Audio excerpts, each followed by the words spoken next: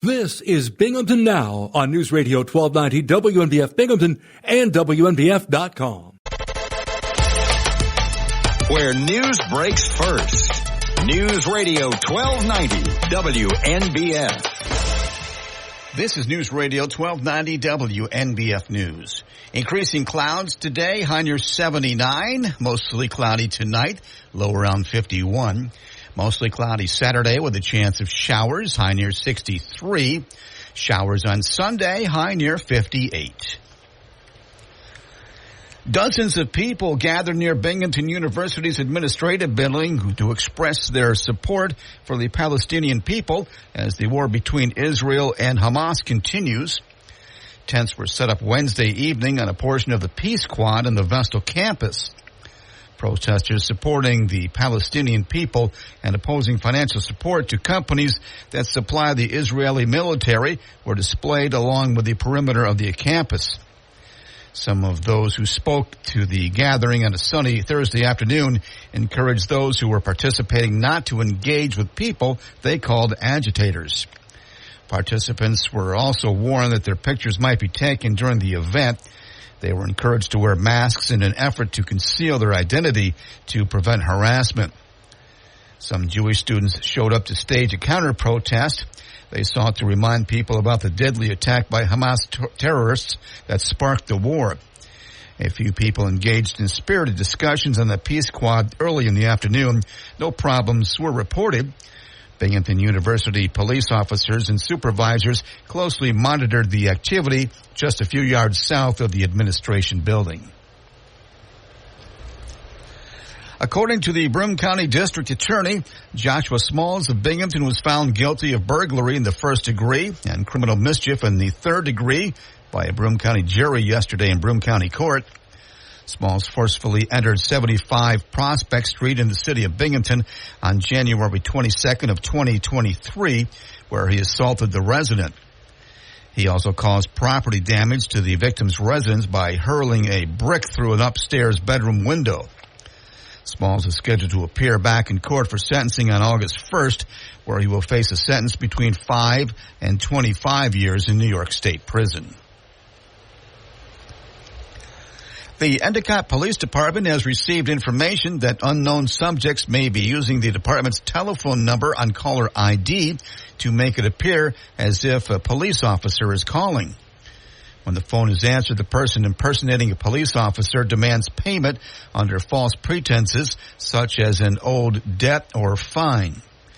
The Endicott Police Department notes that no member of a police department will ever call demanding money. If you receive this type of call, immediately hang up. If you do get a call that looks like it's from the Endicott Police Department and are concerned that the call could be legitimate, contact the Endicott Police Department. The second week of testimony, Donald Trump's hush money case, will wrap up today after jurors heard a recording of the former president that's central to the case. Prosecutors have spent the week using detailed testimony about meetings, email exchanges, business transactions, and bank accounts to build on their foundation of their case. Trump's defense has worked to poke holes in the credibility of prosecutors' witnesses and show Trump was trying to protect his reputation and family, not his campaign, by paying the women.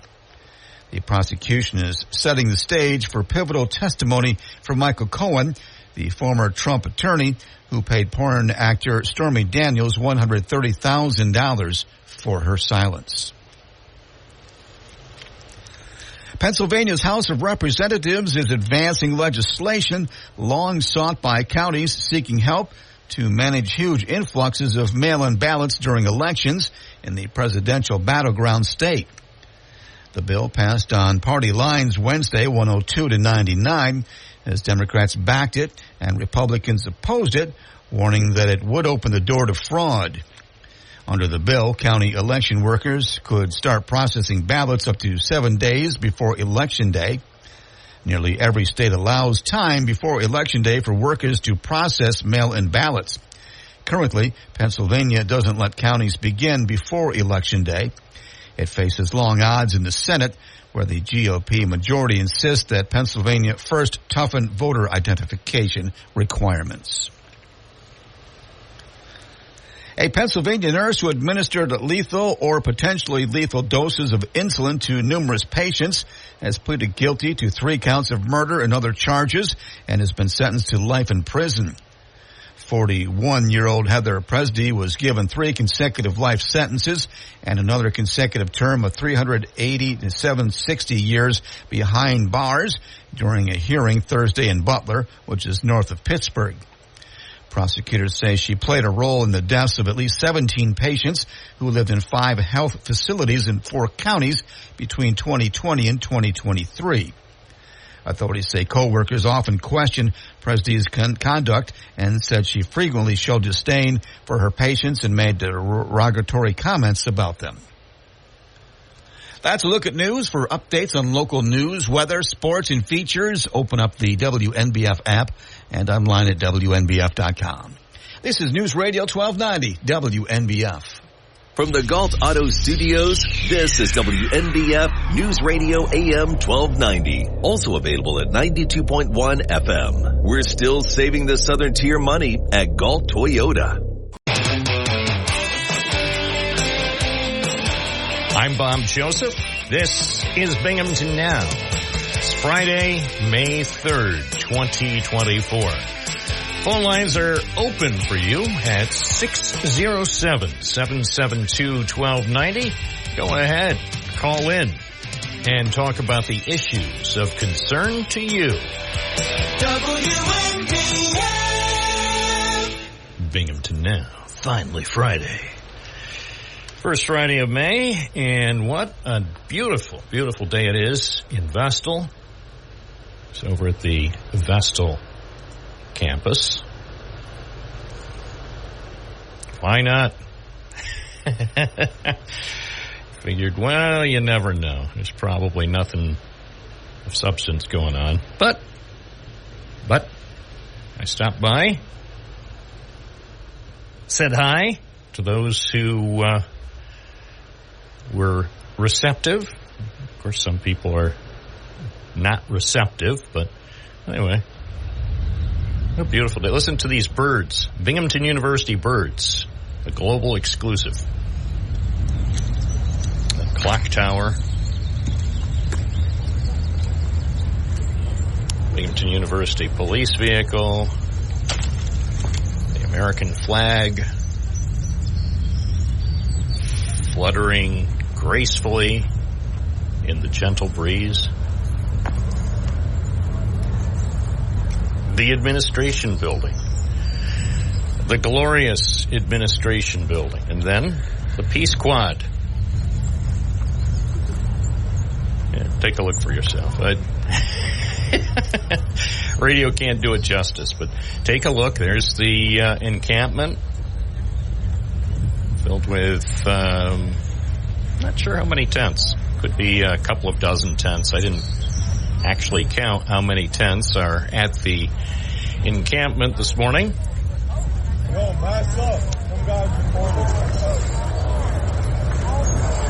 I was a person warning one of the organizers that there was a guy taking pictures.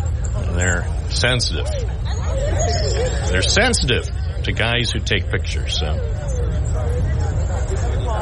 that's what reporters do. There's a sign about Lockheed and plenty of other signs. Anyway, if you want to see the stunning visuals, the colorful scene this morning, it was, I think it was about 8:30 this morning over at the Peace Quad. Give Peace Quads a chance. So take a look. It's on Twitter, at Binghamton Now, and you'll see what a nice morning this is. Hal from Binghamton writes on Twitter, from the looks of things, no property was defaced, with a question mark and an exclamation point. Now, from the looks of things, no property's been defaced. This looks perfectly calm. Then somebody else Let's see if this person follows me on Twitter.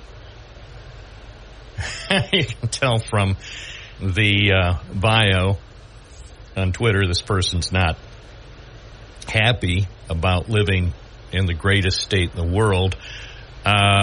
This person on Twitter who replied to Hal, this person, her Twitter profile says, "Clued in from the occupied state of Blue York, USA.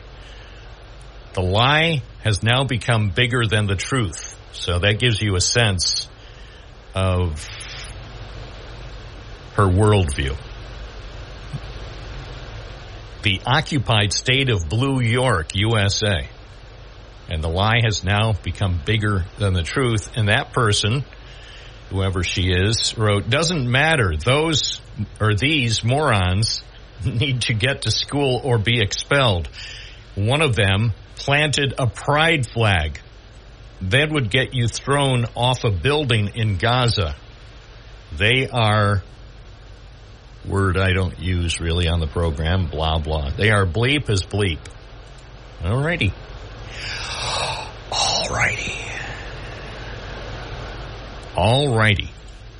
Oh no, now they're booking me. They're booking me to talk about the, would you want to come on the show to discuss the BU protests? So I replied, sure. And the host replied, "You're booked." And I'm going to reply, great. Because I don't get booked on too many other shows. This typically is the only show I'm booked on.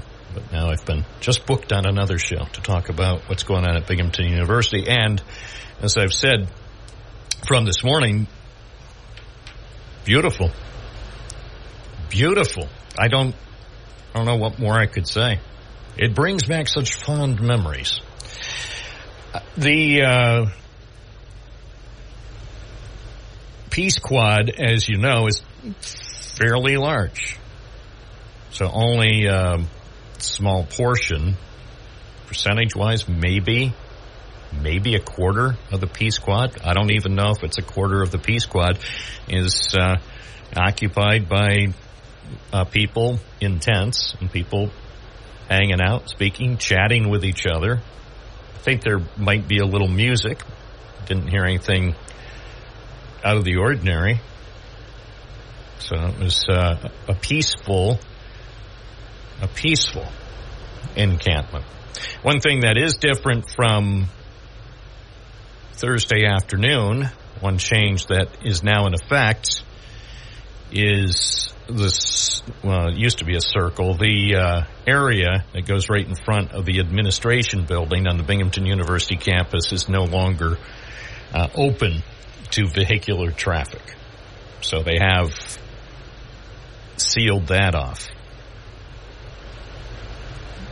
So there was one Binghamton University police officer positioned at the entrance where you might normally go, say if you wanted to park right close to the administration building. So that is no longer in operation as of today.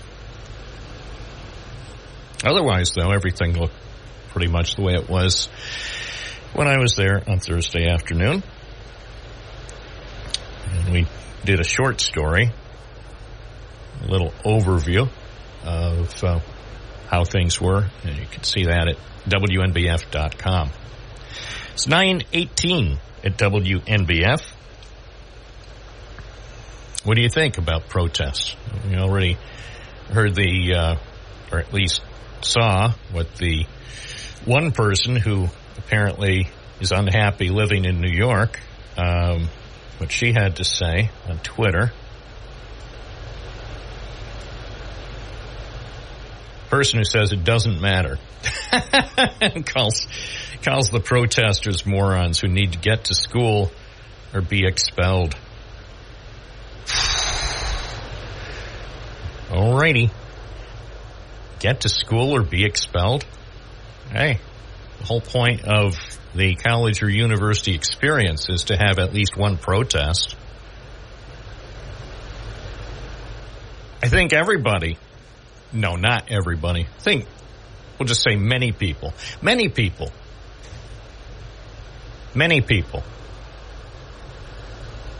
have participated at one time or another in some sort of protest or occupation. Maybe it was regarding something that later turned out to be fairly insignificant.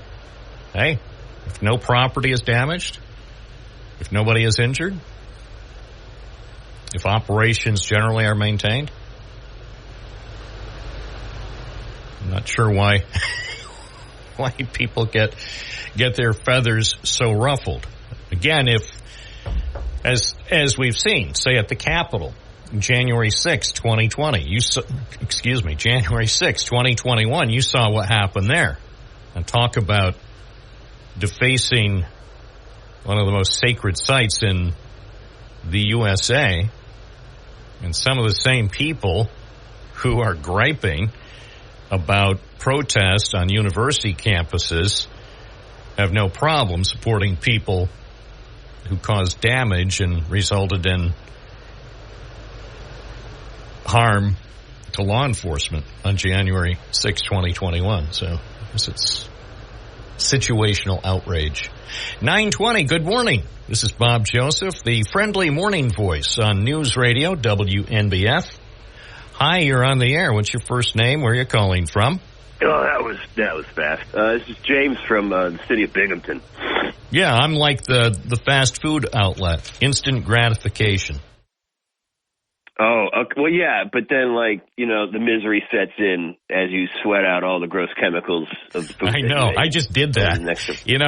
Now I'm loathing myself. I was hungry, and I didn't have any bagels to go with my coffee at home. So, yeah, I made a fast food stop, and, now I'm seriously questioning, how much I've learned over the decades.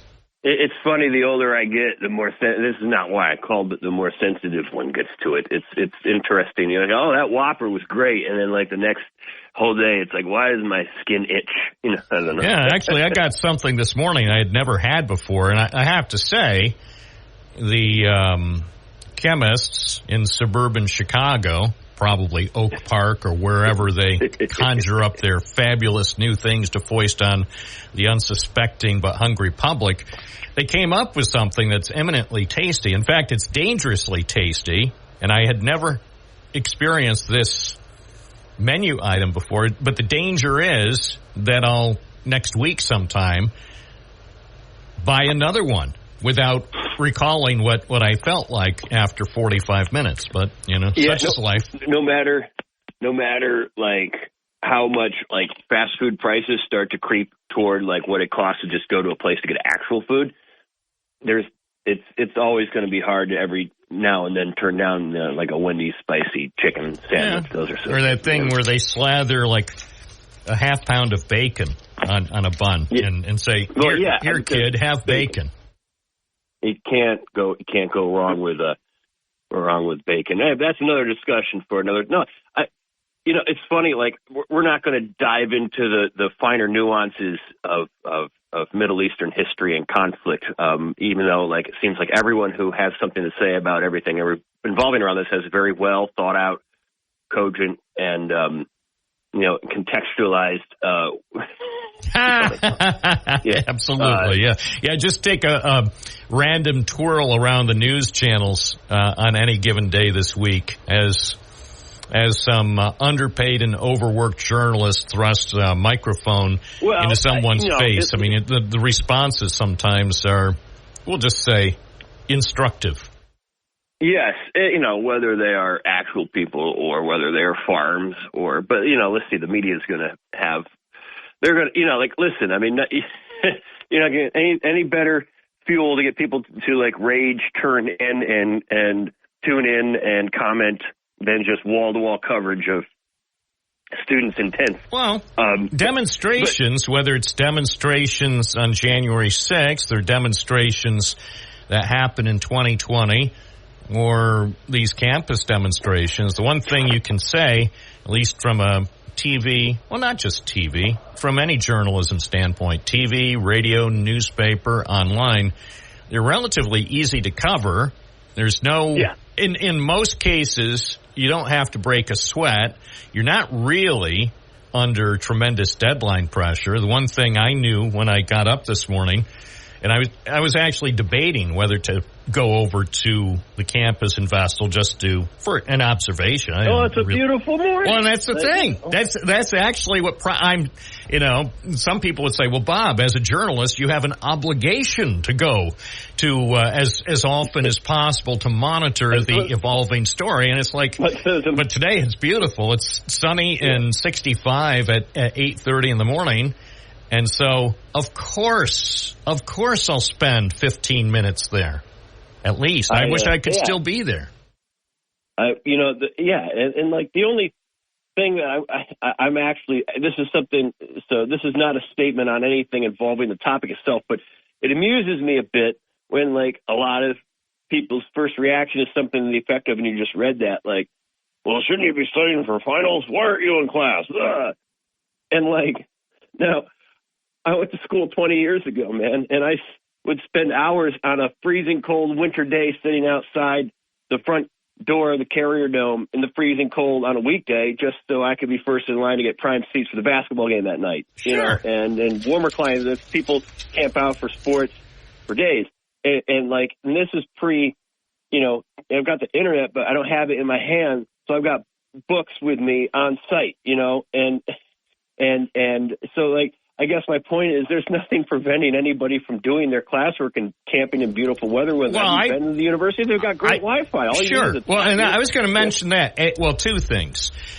I believe, but I'm not positive, I do believe some of the people that I saw sitting on the lawn, the grassy area in that small section of the Peace Quad yesterday afternoon, it appeared to me that they indeed were looking through actual educational booklets. They weren't looking through propaganda booklets or whatever. I mean, some, of course, were. Some were just, enjoying the sun or whatever. The other point you just made about, high-speed internet, when I loaded that 2-minute video to Twitter, it's stunning. Right there, weren't you? Yes. It's like, How come the Binghamton University Vestal campus has access to the highest of speeds and the best technology?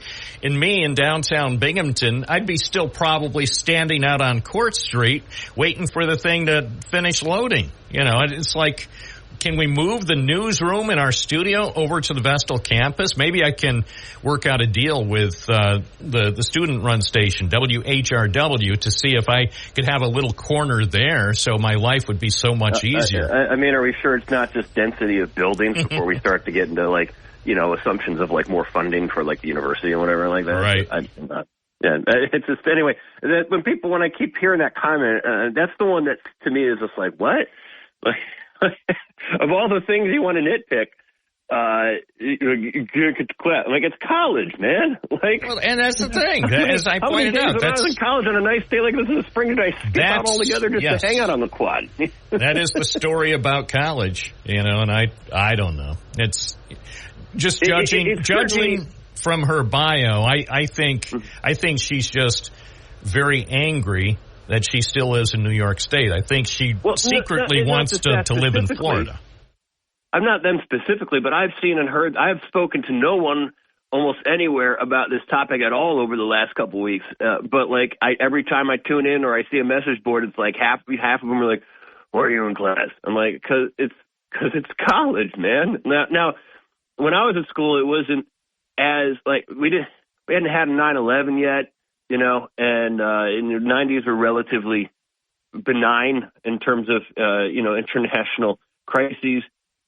And so I remember the big protest at BCC was, we need to have a stoplight at the north entrance. And, that got people out with some poster boards. And then they eventually did get a stoplight out there. But see, that's the thing. Some people are talking about protests today and saying protests never accomplish anything. Fact is, your point there about what happened with the stoplight is a good local example. Sometimes protests, whether they're on campus or elsewhere, do result in good things happening. So you can never say, oh, don't even waste your time protesting because nobody anywhere is going to care. Well, if enough people speak out about something, some people will notice, some people may care, and you might potentially get something changed. Well, let's creep carefully onto the topic itself. I mean, much of Binghamton is built on the Watson School of Engineering, and this area is built on a lot of engineering, and it's a worthwhile conversation. You can't stick your head in the sand. And the fact of the matter that, employers, pipeline employers like Lockheed do supply, and maybe not necessarily from this facility, but, some of those people in that very protest may be looking ahead to a career where they want to work for some sort of multinational engineering firm, and they're not cool with where some of the products are going and for what reason, and that's a fair difference of opinion. Right. Well, and the thing about life is sometimes in life you have to make some tough choices. Sometimes you even have to, dare I say, compromise your beliefs, and at the risk of somebody saying, well, gee, in school, weren't you one of the people who was holding that sign about Lockheed and murders? Now, what are you doing working as an engineer at Lockheed and Owego? The program I'm on brings good things to life. Helicopter, it's a different department altogether. What was it, Bowling for Columbine, where Michael Moore was like, and they sneak out these missiles in the middle of the night while the children are asleep. This is out in Colorado or whatever like that. But no, I hear it. Last point. This does, I think, these campus camp-ins do shine a light on a potential solution to people who are complaining that secondary education has kind of gotten out of control price-wise. I mean, if you're in a nicer climate, why should I have to pay thousands in room and board when I could just go pitch a tent on campus, There you go. Some people pointed out that camping on the Binghamton University campus is expressly prohibited by, I don't know if it's the rules of conduct. It's probably something that, the paperwork when you assign on the dotted line for the next delicious serving of higher education. There's probably something in the fine print that says you'll obey all of these university rules and guidelines, and so technically they may be, and they're probably in violation of those guidelines. Thank you for your call. I appreciate that. And we'll take more calls. What do you think? Protests? Are you for them or are you against them? Stay tuned. We'll talk more about that coming up. Our number, 607-772-1290. This is Bob Joseph, Binghamton Now, on News Radio, WNBF. First News Binghamton, News Radio 1290, WNBF at 9:34. I'm Bob Joseph. Opening day at the races. Big festivities and a lot of fun tomorrow at Tioga Downs. Joining us now with a preview is Jim Weed from Tioga Downs. Good morning. Good morning. Well, I know you and the people at Tioga Downs always look forward to opening day, so there's a lot of excitement in the air. Tell our listeners a bit about what they can expect on Saturday at Tioga Downs in Nichols. Yes, absolutely. It's always kind of the official start of spring. Opening day of racing, the first Saturday in May, which also coincides with the Kentucky Derby, of course. So a lot of fun here. No secret that it's the biggest party of the year. So a lot of people come out and just enjoy the festivities every year. So what are some of the things that people can look forward to during all the festivities? Of course, I know a lot of people will have all their eyes on the screens for the big race. Is it really the 150th Kentucky Derby? 150, yeah, I guess, yeah. It's a big deal. So, starting early on in the day, we'll have live music on the patio, starting at 1:30 in the afternoon. There's a lot of food and drink specials out there. They've got, of course, the mint juleps, all the fun racing themed type of drinks. They've got some commemorative wine bottles that are for the 150th running of the roses, as they say. So we've got the hat contest happening, and of course our live racing that starts at 5 o'clock. So a lot of fun throughout the day, and then of course in the evening we have 14 races this year for at our track. So a big night. Well, it sounds like it'll be a lot of fun. Anything else that people should know as they prepare for tomorrow, or for the matter, look ahead to the spring and summer at Tioga Downs? Yeah, the great thing about racing here at Tioga Downs is it is free and it's family friendly. I mean, you're welcome to bring kids, things like that. There's no admission or anything like that. Enjoy a night out. Hopefully the weather cooperates with us tomorrow and then of course through the rest of the summer. But even if not, the grandstand's covered, so there's plenty of cover if there is any rain. But let's hope there isn't any rain. But no, it's a fun atmosphere just in general. And then for those that want to party, they can party. For those that don't, they can also just enjoy a good time. A lot of people and people just enjoying the outdoors, so to speak. Now that we're through the winter. Well, it sounds like it'll be a fun day. And, of course, there's more information online at the Tioga Downs website if people want more info about tomorrow or other events that'll be coming up in the weeks ahead. Yeah, absolutely. We encourage everybody to follow us on social media as well, because there's always things on there just promoting different events that are happening. But it's a lot of fun here on property, and we certainly look forward to seeing everybody. It's become a tradition here in the Southern Tier. People come out for this, and we look forward to a great day. Jim Weed at Tioga Downs, thanks for joining us. I trust you'll have a great day, a fun day, and a busy day tomorrow. That's right. Thanks so much for having me. I appreciate it. Take care. Live and local, WNBF. This is Binghamton Now with Bob Joseph. News Radio 1290 WNBF.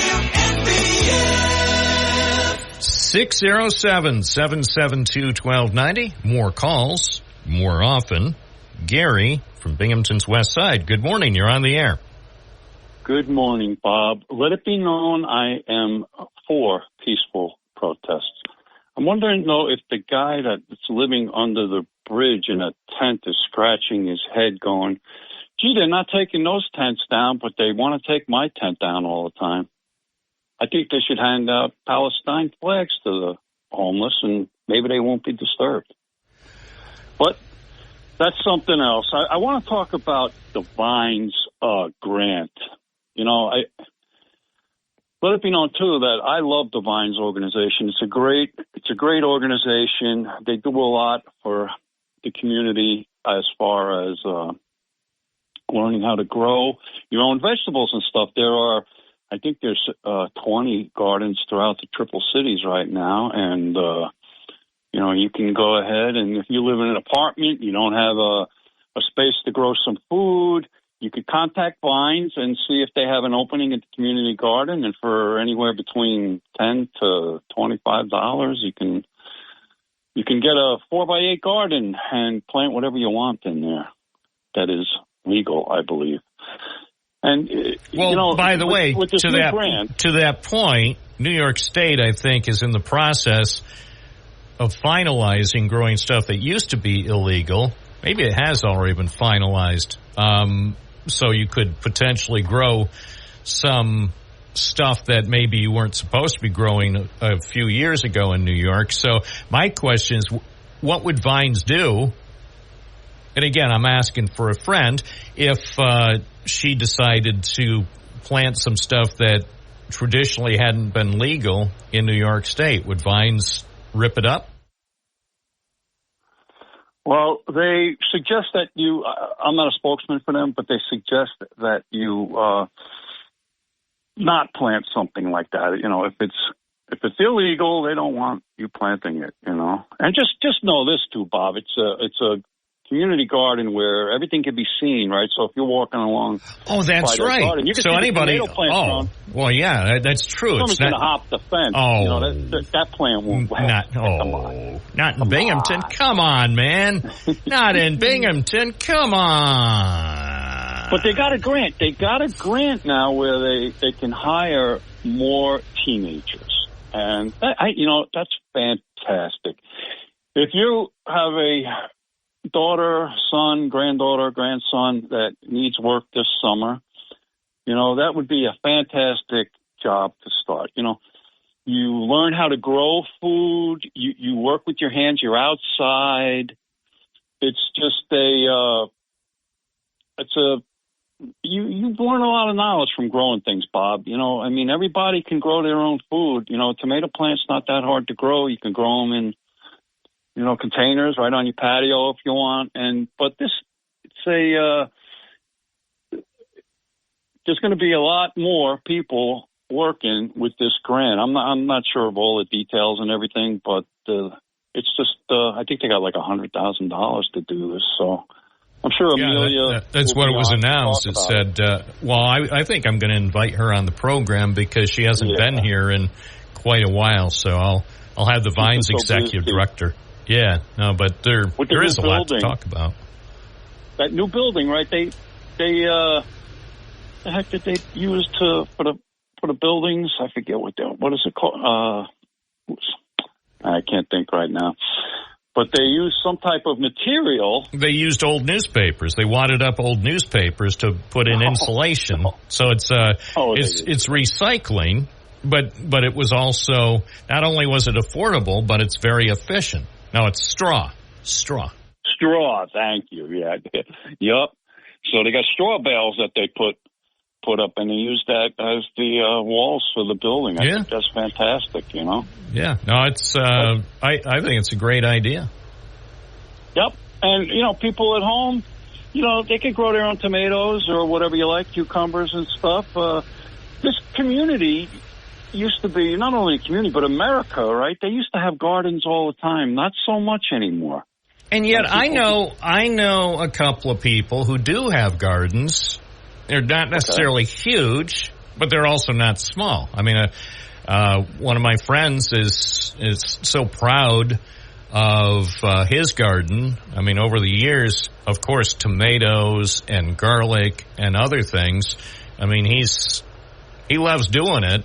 He's very much an environmentalist, and he also, I think, finds the whole process, for the most part, quite relaxing. Maybe not in the very beginning, because sometimes there's a lot of hard work involved at the start of a season, but then throughout the spring and summer months, he really enjoys it. And then, as they say, you get to enjoy the fruits of your labor, and so do your friends and relatives, because inevitably, eat that much. Yeah, I mean, most gardens provide a lot more than the person who started the garden is going to be able to consume. You made a good point too, Bob. Like, we all have thoughts that bother us, and stuff. And something like that, just working in a garden with the earth, pulling weeds, your mind isn't in a bad place. It's just in a place of neutrality, and it is very calming and relaxing to do that. To some people. Yeah, well, and some people, like even mowing the lawn. And I'm not a big fan of mowing the lawn, but I have to say, when I do mow the lawn, I mean, initially I just need to get motivated, but then as I'm doing it, there's something about it. Yeah, numbing. Because you don't have to think. I mean, you can if the weight of the world and all of the conflict in our country and around the globe is something you want to think about while you're mowing or gardening, nothing precludes you. But if you just want to give your mind a break, even if it's for 15 or 20 or 30 minutes, that's a good way to do it. Plus, you're actually accomplishing something. Yeah, correct. Yep. Well, I appreciate the call. Matter of fact, I got to go mow my lawn now. Thanks, Bob. Have a great weekend. Thank you, Gary. That is the story from Binghamton's West Side that's making contemporary news. Now, I'm not saying for people to disengage and become apathetic and stop paying attention to what's going on in Binghamton and our area, or in Albany or Harrisburg or D.C. or elsewhere in our world today. Pay attention. Be involved. feel free to express your opinion, but also be self-aware so you can at least pull back when your mind and soul need a break. Take a break. It's what I use, not all weekends all the time, but lately, most weekends, I've tried to really, really reduce my news consumption. Sometimes I take a different approach. Most weekends, little news, sometimes no TV, sometimes no radio. I know you're saying, but Bob, you can't talk about that on the air. You're supposed to espouse the use of radio 24/7. Well, yes, you really should be listening to WNBF 168 hours a week. 4 out of 5 doctors who I pay $100 a month would recommend that. But sometimes you have to be realistic. Give yourself a little break. Go out and, if you're not going to mow your lawn or not going to do a garden, go out and take a walk. Go find a path. Go for a hike. Go out to a little nature preserve. Go to the park. 9:47. It's a fun Friday for you. Binghamton Now, WNBF. Starts recording. News Radio 1290 WNBF. 607-772-1290. That's your Binghamton Now number. Remember it. Call it. Use it. 607-772-1290. Your call is important to us on WNBF. We want to hear what people are saying around our area, and even if you're outside the Binghamton area, many people now are listening to WNBF using the app. So if you're in Florida, maybe the Keys, singing Cheeseburger in Paradise or whatever it is you sing at 9:50 on the morning, as you have yourself another frosty glass of orange juice, give us a call. Oh, yes, and for our listeners in the villages, yes, you may call too. I'm told we have a lot of listeners in the villages. In Florida and also Johnson City and Endicott. It's Bob Joseph. Let's see what else. Oh, I know. Everybody likes to hear what's going on at WNBF.com. Let me take a look. Oh, workers still trying to fix Binghamton's I-81 Big Dip. Yes, it's the Big Dipper on Interstate 81. When will the fix be in? Who knows? Who knows? Take a look. Got some pictures of the Big Dip. They've been doing overnight work trying to fix that dip. At first they thought they could do something called paving, repaving they were going to do, and they thought that could be done in one day. Well, as it turns out, this dip is much bigger, and it's a serious headache. I mean, certainly you're not going to get anybody from the DOT to admit that in public because they don't have permission to talk about a sensitive issue on the radio. But if they could, they would concede that this big dip is a real bleepity bleepy bleeper. So anyway, take a look. I'm sure given the right amount of time and certainly the right amount of money, every time I drive past the Big Dip, the main thing I think about isn't so much public safety or convenience. I think about how much money is this going to cost New York taxpayers. And the simple answer is we'll never know, because that's the type of information that is never released to the public. So anyway, take a look. The Big Dip. And to be sure, in New York State, on other highways maintained by DOT, I'm sure there are even bigger dips. But once again, That's information that cannot be released because of national security reasons. It's 9:53. News Radio WNBF coming up later today. The one and only Dan Bongino will be on from noon to 3. Yes, he is a former employee of the U.S. Secret Service. So he has plenty of knowledge, most of which I'm afraid he's not allowed to share. But anyway, he is able to make some references to his previous employer, and he probably will. Today from noon to 3, Dan Bongino, right here on News Radio WNBF. News Radio 1290 WNBF. 9:57, Binghamton Now. I'm Bob Joseph. This is Friday, May 3rd.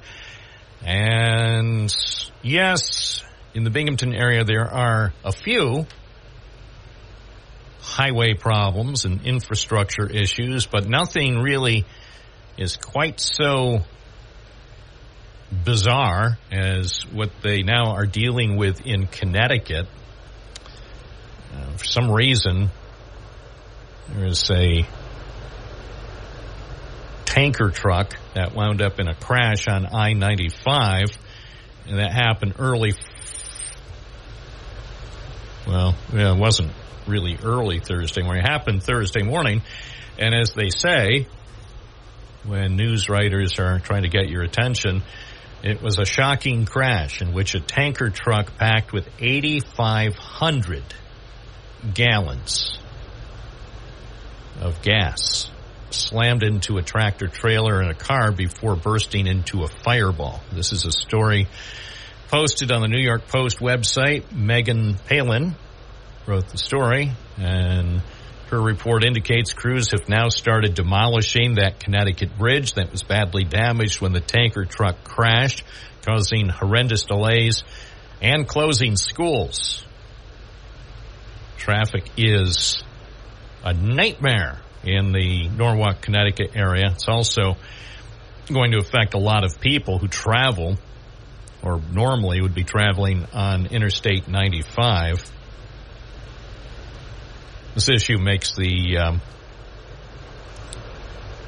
big dip in Binghamton look like absolutely nothing. But boy, the video and the pictures from that flaming crash, what a scary thing. Notably, it happened a few steps away from the Norwalk Fire Department, so they didn't have to travel far to get to the scene. But at one point, I'm not sure who was shooting the video. If it was a civilian or possibly a firefighter. I'm under the impression it could have been a firefighter who was standing not really close, but too close for comfort to where the flaming tanker was located. So the video I saw was less than 30 seconds. But at one point, you're watching the video, the first 10 or 15 seconds, and then suddenly there's a giant whoosh. And you could almost feel the intensity, the heat of a new bunch of flames coming at the person. So hopefully he was okay. It's 10 o'clock. You're listening to Binghamton Now on where news breaks first. News Radio 1290 WNBF. This is News Radio 1290 WNBF News. For today, increasing clouds, high near 79. It will be mostly cloudy tonight, low around 51. Saturday, chance of showers, mostly cloudy skies, high near 63. Showers likely Saturday night with a low around 48. Showers expected on Sunday with a high near 58. Dozens of people gathered near Binghamton University's administration building to express their support for the Palestinian people as the war between Israel and Hamas continues. Tents were set up on Wednesday evening on a portion of the Peace Quad on the Vestal campus. Protesters supporting the Palestinian people and opposing financial support to companies that supply the Israeli military were displayed along the perimeter of the encampment. Some of those who spoke to the gathering on Thursday afternoon encouraged those who were participating not to engage with people they called agitators. Participants were also warned that their pictures might be taken during the event and encouraged to wear masks in an effort to conceal their identity to prevent harassment. Some Jewish students showed up to stage a counter-protest. They sought to remind people about the deadly attack by Hamas terrorists that sparked the war. A few people engaged in spirited discussions in the Peace Quad early in the afternoon, but no problems were reported. Binghamton University police officers and supervisors closely monitored the activity just a few yards south of the administration building.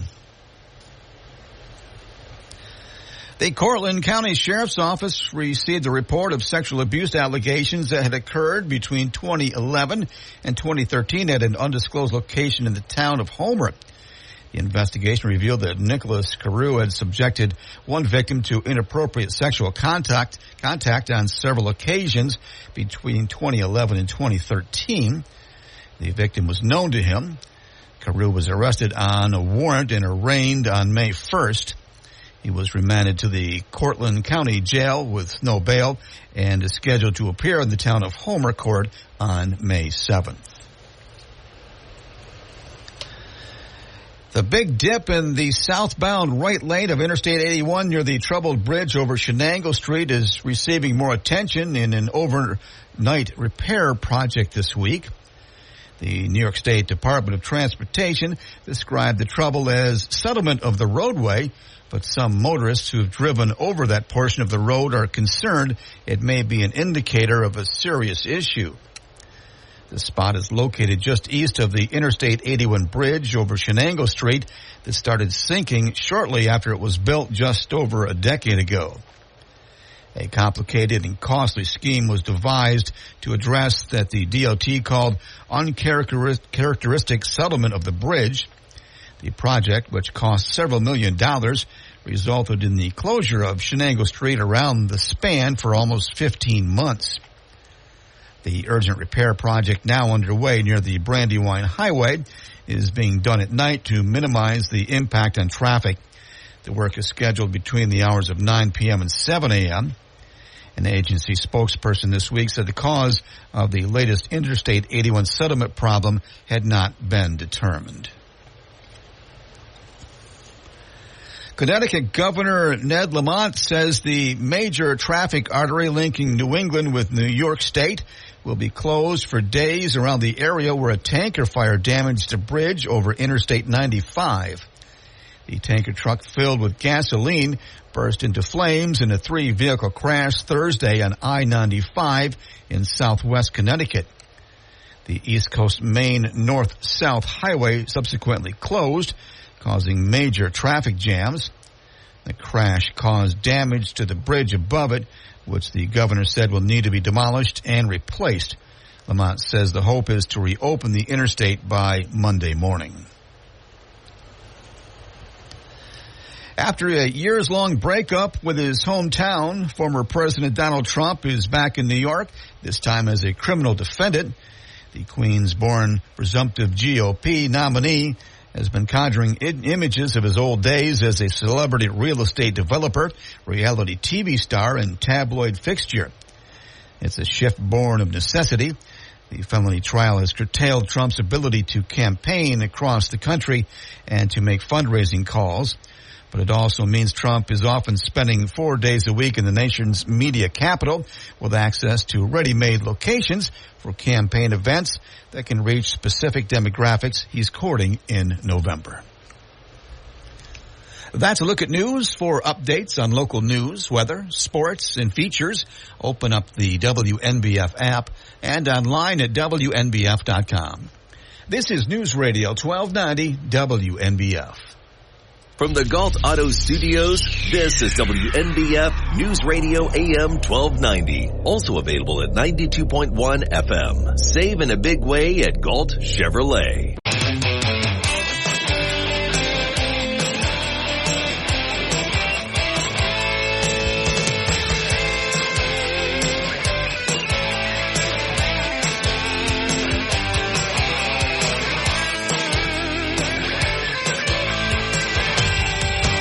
This is Binghamton Now on News Radio, WNBF.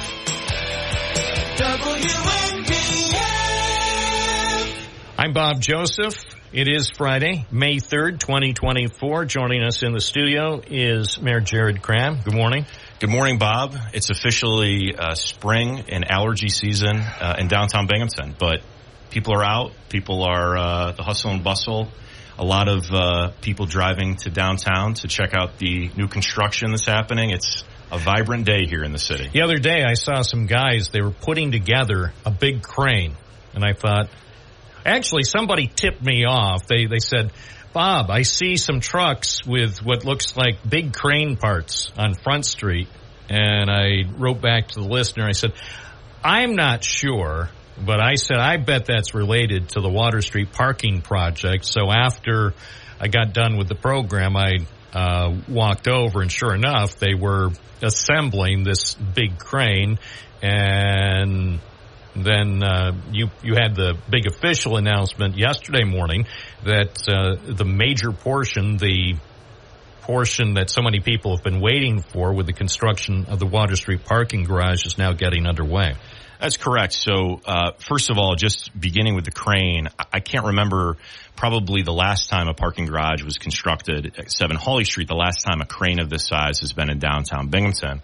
But yesterday, the first concrete spans of precast concrete were beginning to be assembled on the site of Water Street, a parking garage, the new parking garage. It'll be a roughly 500-space parking garage to support Boscov's, the rest of downtown Binghamton retailers and restaurants.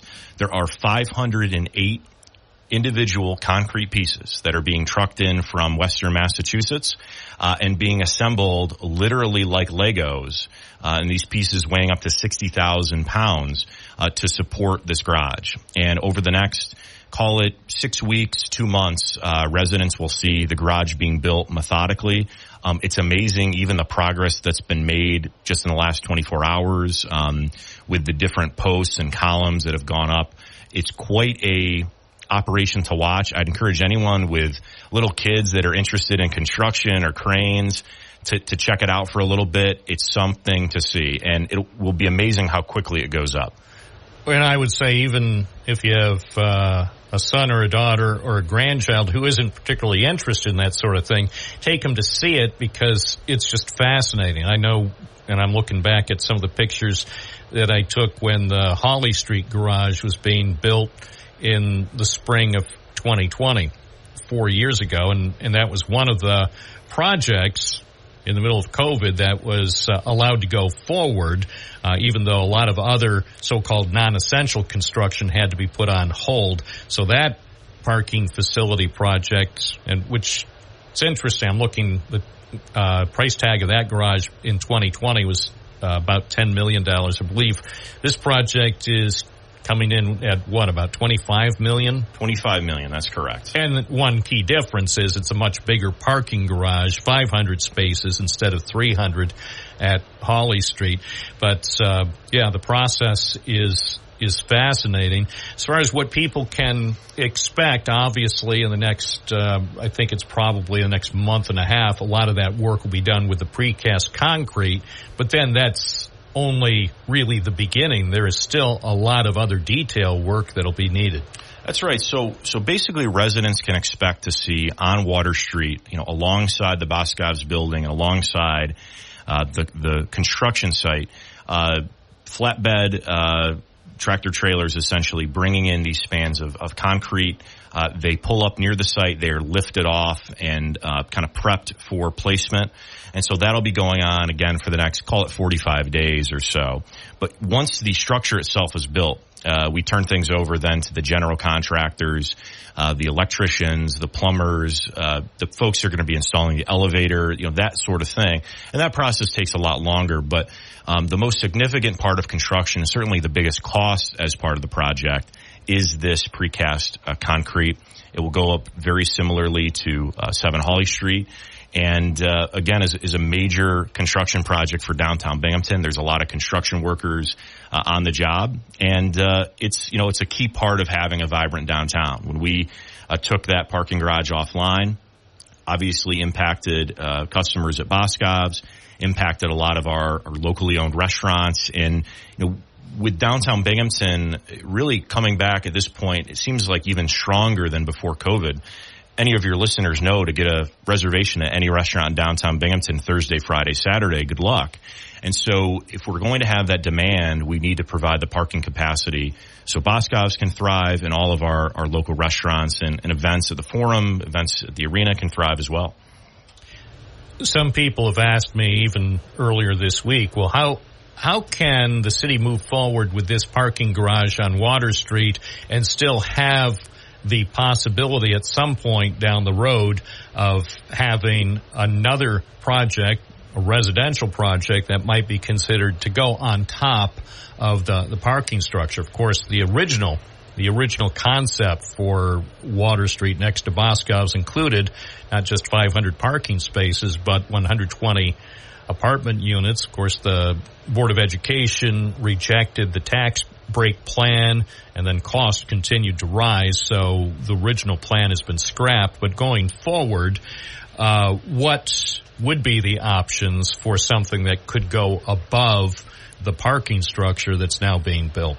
The options remain open. The garage was built in a way that could handle the load of future construction above the current parking garage, the way that it was kind of originally envisioned. Our plan with that is to certainly get the garage completed, make sure that it's in operation, and then hopefully when the interest market stabilizes a little bit, or we can start working with developers who want to put in housing, we can have that as an option. And it's something that will certainly be likely years down the road, but it's something that can still happen. I think the big important thing to know on these parking garages is that they're sort of the lost leaders for municipalities. The cost of construction at $40,000, $50,000 a spot makes it very unlikely that just parking revenue from daily parkers as well as monthly pass holders will ever pay for completely the debt service to build these things. However, there's such an important piece of infrastructure, you can't have a vibrant downtown without parking.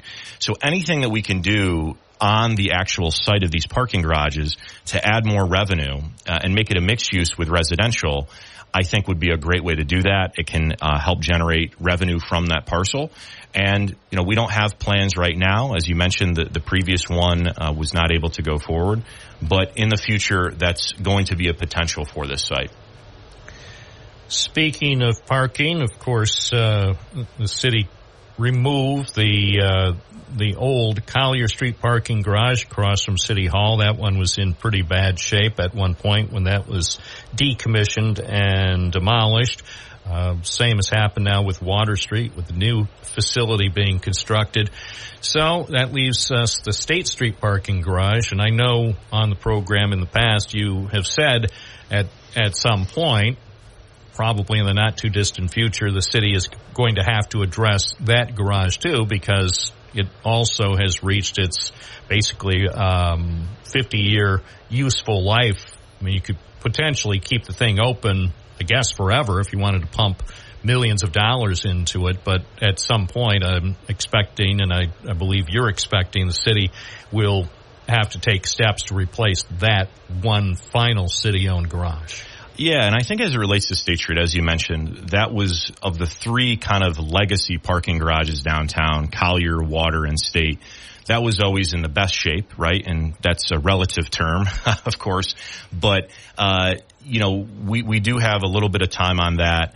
But I think what I'd like to do is after Water Street is constructed and in full use, I think we need to revisit another parking study for downtown Binghamton. It's been about 10 years since the last one was completed, and really understand our parking needs, where they are, because, we've spent, like you said, $10 million plus on the 7 Hawley Street garage, $25 million on the Water Street garage. The city may not be in a position to expend tens and tens of millions of dollars more without some sort of creative plan for that site. So I think we need to look at the parking demand, where it is. Is there another spot downtown that makes more sense to have that parking capacity? We don't know. But certainly, yeah, the concept that State Street in its current condition will be in service for the next 10, 20 years, even 5, 10 years is really not feasible. And we're going to have to develop a plan of action and execute it as relates to that garage. It's 10:21 on a Friday morning. We're talking with Binghamton Mayor Jared Kraham. We're getting back to Collier Street where the garage had been. Now there's a surface parking lot. Is that, given its location in the heart of downtown, directly across from the Governmental Plaza, is that the best use of that site? Is the city considering other options for that property going forward? We are, absolutely. And I'm really actually glad you asked that because the highest and best use of that parcel, which is in the heart of downtown, the number of cars that go by there, that's really the most strategic site able to be developed. And so we will be very soon looking at a public call for development and see what's out there and have a long lead time with developers. I don't think that the highest and best use of that is a surface parking lot. I think we can get it back on the tax rolls and create jobs and have some type of development. And I don't have something in mind, and no one's really come to the city and said, hey, I have a plan for that spot. But I think ultimately I would like something that, you know, is new commercial activity, is maybe housing, and also something that retains the current view shed. You know, we don't want something too tall. As you come into downtown Binghamton, seeing the historic courthouse and Old City Hall has been something that many people have mentioned to me following the demolition of that Collier Street garage. So something that maintains and fits in with the historic nature of that courthouse area, but certainly something that adds to the economic vitality of downtown Binghamton would be great on that site. That was a silver lining of having the Collier Street garage removed, because I had never seen both that side of the old municipal building, beautiful historic building that I think was constructed in 1897, and also a view from the southwest of the courthouse. And after the demolition was completed, I said, well, that's nice. It looks good, but I also thought long term, leaving that property being used only for several dozen parking spaces doesn't really make a lot of sense from a number of points of view, as you pointed, even from having the property not on the tax rolls. Yeah, and it's a very large lot if you look at it. I mean, think about the space that it takes up relative to other, blocks within, say, downtown on Court Street.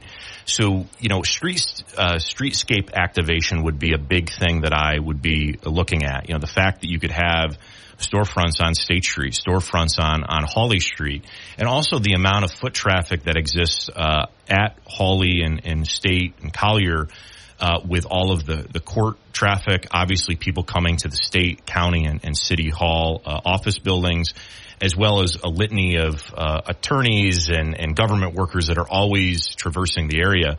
I think it would be something that could be very attractive. And the site is so large that you could also incorporate a aspect of parking there as well. So I think it's a really exciting opportunity, and I think stay tuned, as we say here on the program, to what could be coming there shortly.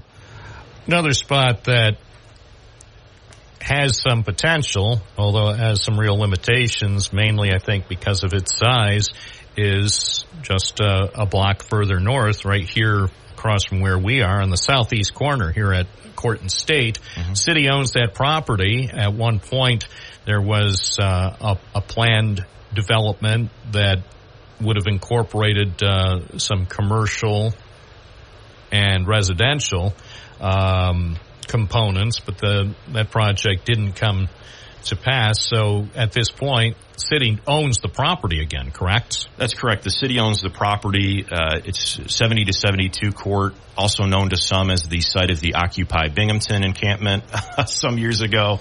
There's not a plaque there or anything, not that there should be, but that site is, again, I think, another strategic economic development opportunity. Again, with the current bond market and construction prices, it makes things tough to pencil out. But I do think that in the future, that's certainly a site that could serve an economic purpose. It, again, is in the heart of this downtown area, and it just is going to take the right developer or team to have a vision for that site. Will the city seek new proposals for that site? Is there a plan to at least try to test the waters again to see if somebody has something that would be viable? Again, real limitations because the footprint of that site actually quite small. I mean, if you're going to do something, most likely it might have to be fairly tall to get an appropriate return on the investment. City is certainly open to proposals for economic activity and new development at that site for sure. In the meantime, since I see this site on a daily basis, at least 5 days a week, and some weeks more days a week, it seems to me that parcel in the heart of downtown is not being appropriately utilized. At one time, at least, there were some benches. I think there was a chessboard. There were some amenities that made that relatively small green space attractive for people who were working or shopping in downtown Binghamton, but that no longer exists. It now seems just sort of like an orphan property that cries out for something, at least on a temporary basis, until something, a more permanent idea can be developed for the site. Is the city in a position to do anything, even if it's something on a small scale, to put in some amenities to make it more attractive right here? I consider this, of course I'm biased, I consider this intersection to be the heart of downtown Binghamton, and it just seems as long as there is no building there, that there must be some way that it could be put to some use, especially over the several months, hopefully the next 7 or 8 months of relatively nice weather. It's something that we're looking at. I think that, this is also the season where a lot of the pushcart vendors are out and about on certain downtown streets. And so, is that a potential, new strategic site for someone who wants to do any sort of, food vending, that sort of thing? That's something to consider. But I think it's more understanding that, hey, if you put in, benches and tables, sometimes that can attract people who are not just eating lunch or just want to hang out there all day. So we have to be kind of sensitive to that too. And I think that was a primary reason why, those benches were kind of taken out in the first place, or those tables. So definitely opportunity. I don't have anything, as of right now, but I agree with you, especially with the trees there maturing a little bit over the years. There's some nice shade, and it could be a nice location in downtown. And to your point about unpleasant activities going on, I think it reached a height where one Friday afternoon there are 3 ambulances showing up. So you've got Superior ambulances, fire medics, and 2 or 3 police cars tending to 3 men who had basically overdosed simultaneously. I think at that point, even though there had been ongoing problems, whether it was drug use or other issues at that site, it certainly became apparent that what was going on there was something that was unacceptable. That's right. And I think our downtown businesses, our small business owners, deserve a downtown that's safe, that's family friendly. I think that the relocation of the Salvation Army to North of Main neighborhood here in the next year or so will be a good change for downtown and keeping those services and expanding those services. But, imagine kind of the downtown that you want, and the downtown maybe that you've been at in other cities. It's clean, it's safe, it supports its businesses, it's vibrant, and that's the type of environment that downtown Binghamton needs. And certainly, as you mentioned, that type of activity is not a part of what we want in downtown or in any neighborhood across the city. You mentioned with the planned relocation of the Salvation Army from its longtime location on Washington Street next to the Hawley Street parking ramp. Do you have any expectations or visions for what you'd like to see of that property after it becomes available?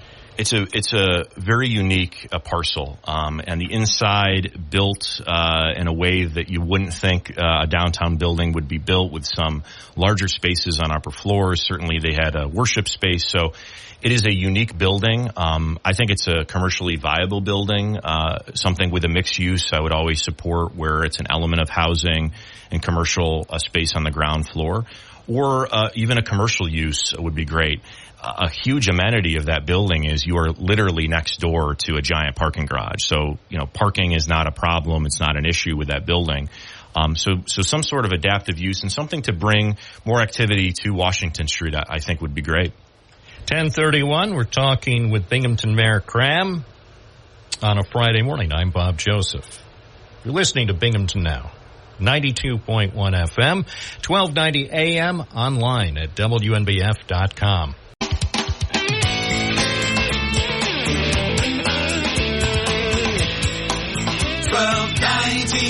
WNBF. 1034 WNBF, WNBF.com. I'm Bob Joseph, talking with Jared Cram, the mayor of Binghamton. Potholes.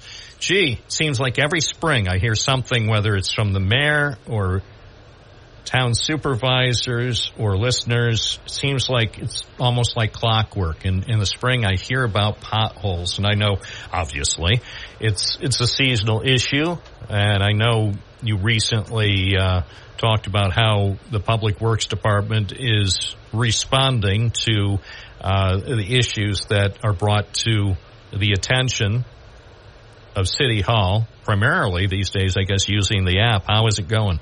Sure, and just so residents kind of understand, the reason why it seems to be every spring is the freeze and thaw cycle on these roads. So obviously, once we do a road, over time you get some wear and tear, some cracks.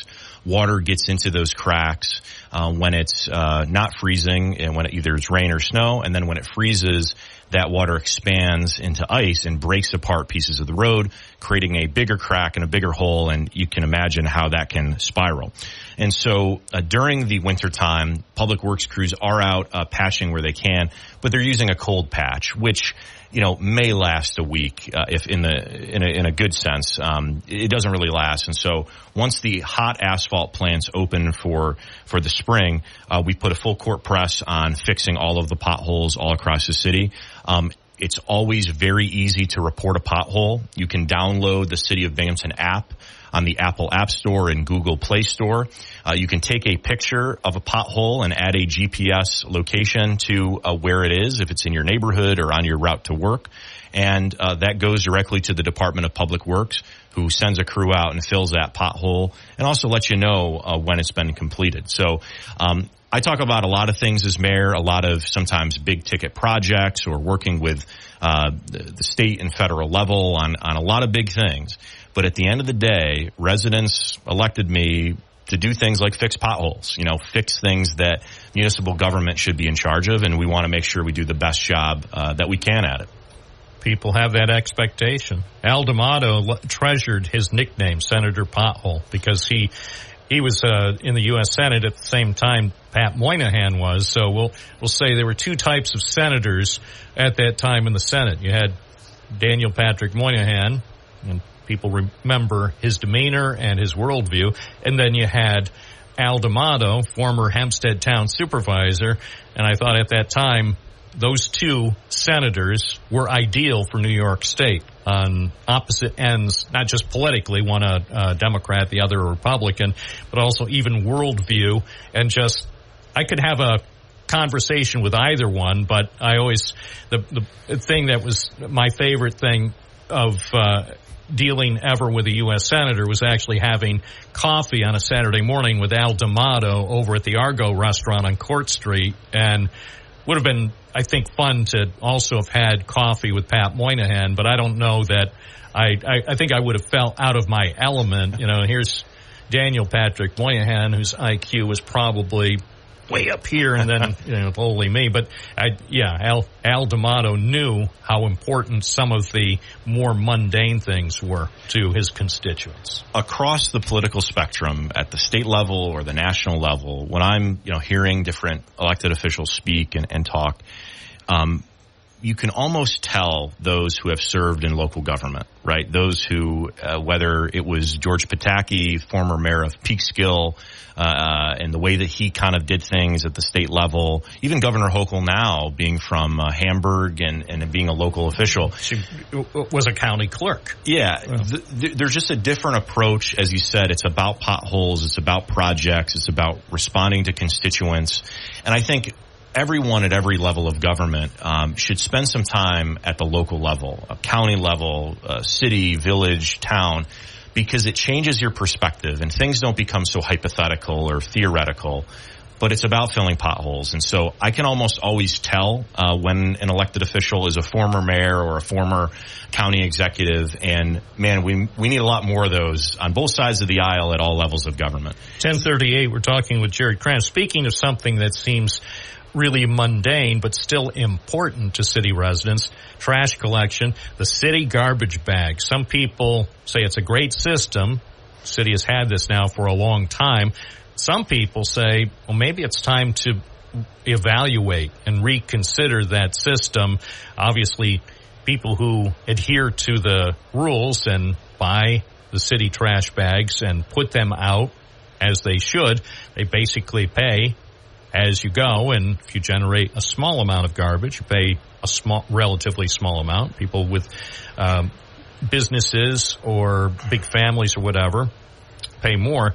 But it also has been noted a lot of people, for whatever reason, don't apparently feel compelled to use the system. So whether they think it's too expensive or don't want to go to the trouble of buying city bags.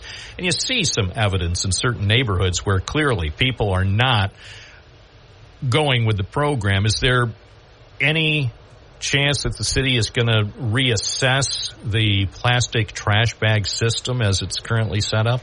Bob, it's a system that I think about a lot. I dedicated actually a big chunk of my first budget address to talking about refuse collection in the city. And I think as it relates to blue bags, you made a couple of good points, and I think there's maybe a couple more to make. It is a pay-as-you-go system, right? So if you are a senior citizen who's a single person in a household, you're paying a lot less than a family of six that's generating a lot more garbage. And also, if you look at the cost to the consumer, the cost to the resident, the city garbage and recycling pickup costs about half as much on an annual basis per homeowner than if you were to contract with any of the private services. And in addition, you get free yard waste collection as well. And I think what you've seen in some of the private haulers is even maintaining a price but going to every other week pickup in some cases, outside the city. So it is a very, very cost-effective way of collecting refuse for the consumer. Right, even with the cost of blue bags, which has gone up over the years, it is still about half as much per household than if you were to try to use a private hauler. That being said, to your point, what are the negative effects of this that we don't think about or are not included in the cost of collection? And the other thing you have to remember is that the cost of the blue bags does not fully pay for the cost of collection. The taxpayers of the general fund of the city still has to subsidize, $1 or $2 million a year to really pay for all those services. So, the end goal is that we want clean neighborhoods, but we also want to make sure that we're protecting, those union jobs that are collecting the garbage. We want to make sure that we're having an affordable service for residents. And do I think that there are tweaks that can be made? Of course. You'll remember when we did away with the pink sticker. I say we, it was under former Mayor David who made a really great policy decision to get rid of that pink sticker so people don't feel like they're nickeled and dimed. And what we saw with that is that people were just holding on to those mattresses or those couches, whatever it was. That was a positive step for cleanliness in the city. So I think that there's improvements that can be made. I'm open to looking at any options. And I think there's some other municipalities around us that do a good job with municipal-style garbage collection. I know, and I don't know if it was just a single time or more than one time, there have been instances in the past where, as part of concerted cleanup effort, the city would, I think, for a short time waive bag fees. Some people, I have no doubt that some people have just held off cleaning up certain things, whether it's on apartment properties or other properties, just because they don't want to pay whatever it would cost to use the blue bags. And so that stuff creates, in some cases, a visually problematic situation, and there, of course, are safety and health hazards. Would the city consider any kind of a cleanup day or cleanup week or something that would encourage people, hey, if you've not been putting stuff out to the trash that really doesn't belong on your property or in your house, here's an opportunity, the incentive to get it taken care of, and it would seem to be a potential positive from cleaning up some properties and probably improving health and safety conditions in some places.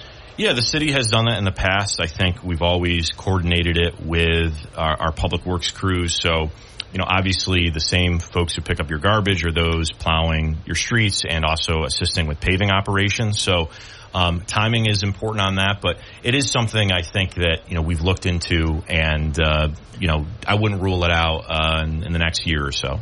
It's 10:44. This is Binghamton Now. We're live on a Friday morning with Mayor Cram on WNBF. News Radio 1290 WNBF. 10:47 at News Radio WNBF. I'm Bob Joseph. I'm speaking with Jared Cram, the mayor of the Parlor City. Lockdowns. The last time you announced a lockdown warning was April 17th, I believe. You put out a note about a property at 8 Broome Street, which was not even on my radar. I'd only go on Broome Street. Well, the last time I was there was when somebody sadly flipped over a county-owned vehicle, but that's a different story. I mean, not much happens on Broome Street except for the water filtration plant. So this building at 8 Broome Street apparently had been the source of some problems. Give our listeners just a quick synopsis of what was going on that prompted the lockdown warning. Sure. So, commercial property at 8 Broome Street, we had started to hear from neighbors, repeatedly that there was a lot of activity, a lot of late night activity, noise, things that are going on until 5, 6 o'clock in the morning, if not even later into the morning. And it had all of the signs and the makings of an illegal after hours club, which is essentially after the bars close here in Broome County at 3 a.m., oftentimes, illicit or not licensed establishments will open to kind of cater to a crowd that wants to keep drinking or keep the party going.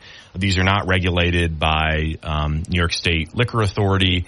They're certainly, from a public safety standpoint, have often led to a lot of public safety issues and even violent incidents. I remember there was an after-hours club on Orton Ave maybe about a decade ago now that was the site of a homicide. So certainly not activity that we want to continue.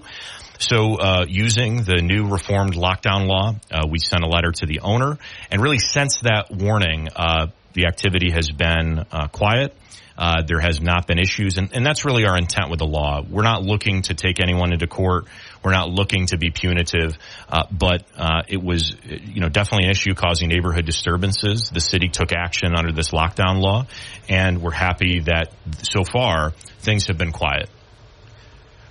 Are there any other after-hours clubs that you or the police department believe are currently operating around Binghamton? Not as of, about 10:40 this morning, but the nature... Well, thanks to the internet, that one could be operating tonight thanks to Facebook or other platforms. That's correct. The very nature of these after-hours clubs is that they pop up very quickly. And in the past, we've discussed that it's somewhat of a whack-a-mole. As soon as you shut one down, it seems like in maybe a couple months, another one will pop up at another part of town. But I think our track record has been very good as it relates to these. There was one at 27 Downs where we issued a lockdown warning. That was quickly shut down. Now 8 Broome Street, and I will be sure that the next time something pops up and police are aware of it, we'll take an aggressive position to not have that activity continue. Are there new lockdown warnings on the horizon that you anticipate will be announced in the next couple of weeks? Next couple of weeks, I'm not sure, but we're always taking in resident complaints. And again, this is the lockdown procedure and how this works is it's about neighborhood nuisance activity. And so whether it's the police department feels that a location is becoming, kind of out of control from a criminal and nuisance perspective, or we're receiving a lot of calls from neighbors and our constituents about activity, we will look at whether the lockdown law is appropriate and whether it's something that we can take action on. I don't have anything as of today, but certainly we're always interested in hearing from residents and responding to their concerns. From a public safety standpoint, the city has been expanding its network of license plate readers and surveillance cameras. I know last year we saw a bunch of license plate scanners put up in virtually every nook and cranny of the city. The flock equipment. Are more going in? Will there be more of these flock system devices that will be appearing around Binghamton or other more traditional video cameras? Yes, we're always looking to expand our public safety technology. And technology, whether it's street pole cameras or license plate readers, that ultimately help solve crimes, right? That's what their biggest tool is. And in talking to detectives at Binghamton Police, they will tell me time and again that the most effective tool that they have that helps solve, violent crimes that happen in our city, crimes involving guns, crimes involving violence, is license plate readers and pole cameras. What they do is they provide detectives with a lot of information and are really an invaluable tool as we look to reduce gun violence. We look to solve crimes that are committed. So anytime that we can invest in technology and utilize the expertise in the Southern Tier Crime Analysis Center, which is located at City Hall, we will do that. And it's just a smart way to do policing. And if you look at big cities that have made in these investments, it's this sort of technology that, again, helps solve crimes. So will more of the flock devices, and these are the relatively smaller items on their own poles with a solar panel that operates the camera and then can transmit the video via the internet. So are more going in this year? I would expect more in the current calendar year. Yes, there'll be more installations of license plate readers. How many? I'm not sure. I think a lot of it depends on, whether it's grant funding that can come in or us making other funding available. So, how many are now in place? Because there are a lot. I tried to count them and then I lost track. There's a lot. I don't want to get into the specifics as it relates to the license plate readers in terms of location or number. I don't want to give anyone thinking about committing a crime a route throughout the city where maybe they won't come up on one. But it's safe to say that there are many, and think of these as being at critical locations, gateways in and out of the city, bridges, that type of thing. And I think you've reported on some of the locations that are plainly visible to the public. I was going to say, hard to miss. Yep. As one article said, once you see one, then you see them everywhere. I mean, sure. And the question, and I think I know the answer, but are these devices being leased from Flock? Does the city own them, or does the city have an annual lease agreement with the company? We own the equipment. We have a maintenance agreement with the company, and that's how we operate. The other thing you have to think about with technology is just like whether it's an iPad or a laptop at home, you're going to have to probably replace that every 5, 6, 7 years.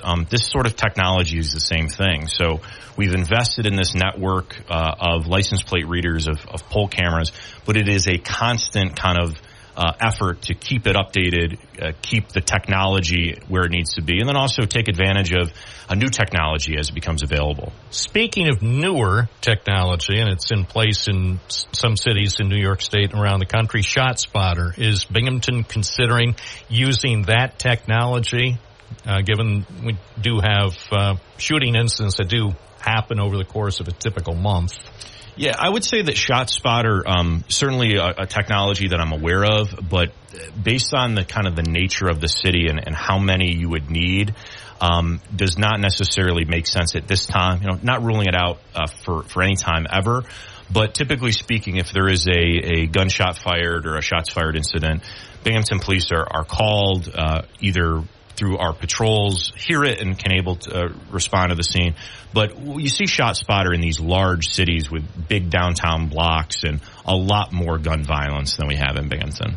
And typically, if not always, but most of the time, if people hear gunshots, they'll call 911.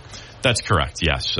Anytime there's unfortunate shots fired, we do hear from residents, and we do get called. So, ShotSpotter, again, is a kind of a bigger city technology, but I'm aware of it, and nonetheless, it's been helpful to those cities.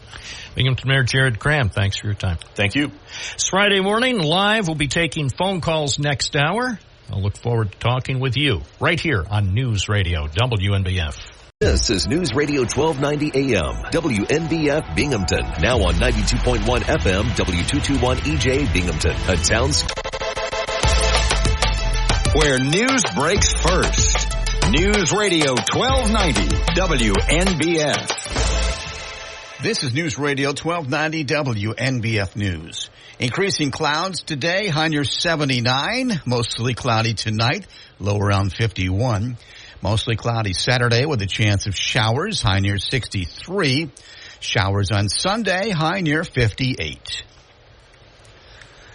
Dozens of people gathered near Binghamton University's administrative building to express their support for the Palestinian people as the war between Israel and Hamas continues.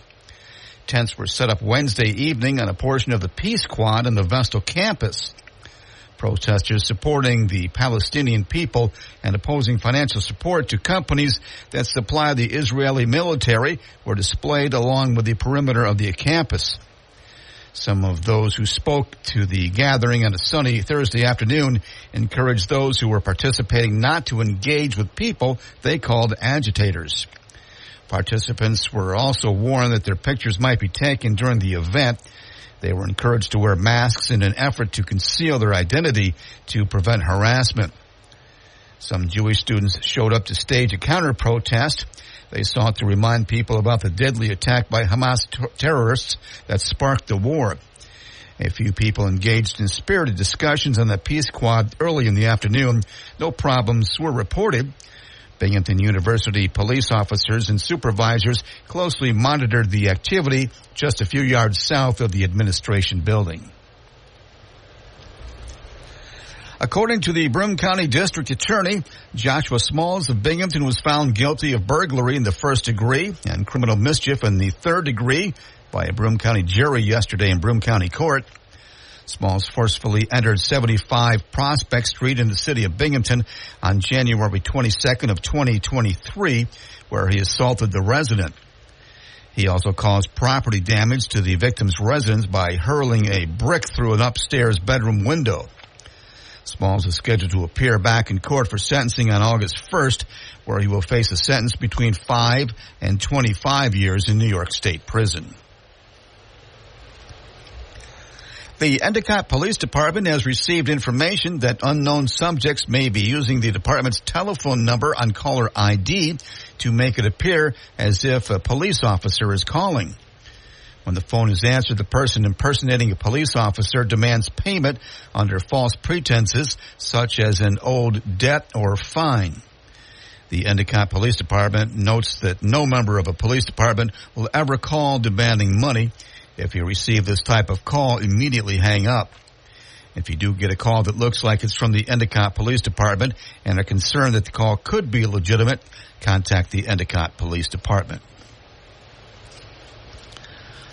The second week of testimony, Donald Trump's hush money case, will wrap up today after jurors heard a recording of the former president that's central to the case. Prosecutors have spent the week using detailed testimony about meetings, email exchanges, business transactions, and bank accounts to build on their foundation of their case. Trump's defense has worked to poke holes in the credibility of prosecutors' witnesses and show Trump was trying to protect his reputation and family, not his campaign, by paying the women. The prosecution is setting the stage for pivotal testimony from Michael Cohen, the former Trump attorney who paid porn actor Stormy Daniels $130,000 for her silence. Pennsylvania's House of Representatives is advancing legislation long sought by counties seeking help to manage huge influxes of mail-in ballots during elections in the presidential battleground state. The bill passed on party lines Wednesday, 102-99, as Democrats backed it and Republicans opposed it, warning that it would open the door to fraud. Under the bill, county election workers could start processing ballots up to 7 days before Election Day. Nearly every state allows time before Election Day for workers to process mail-in ballots. Currently, Pennsylvania doesn't let counties begin before Election Day. It faces long odds in the Senate, where the GOP majority insists that Pennsylvania first toughen voter identification requirements. A Pennsylvania nurse who administered lethal or potentially lethal doses of insulin to numerous patients has pleaded guilty to 3 counts of murder and other charges and has been sentenced to life in prison. 41-year-old Heather Presdy was given 3 consecutive life sentences and another consecutive term of 380 to 760 years behind bars during a hearing Thursday in Butler, which is north of Pittsburgh. Prosecutors say she played a role in the deaths of at least 17 patients who lived in 5 health facilities in 4 counties between 2020 and 2023. Authorities say co-workers often questioned Presdy's conduct and said she frequently showed disdain for her patients and made derogatory comments about them. That's a look at news. For updates on local news, weather, sports, and features, open up the WNBF app and online at WNBF.com.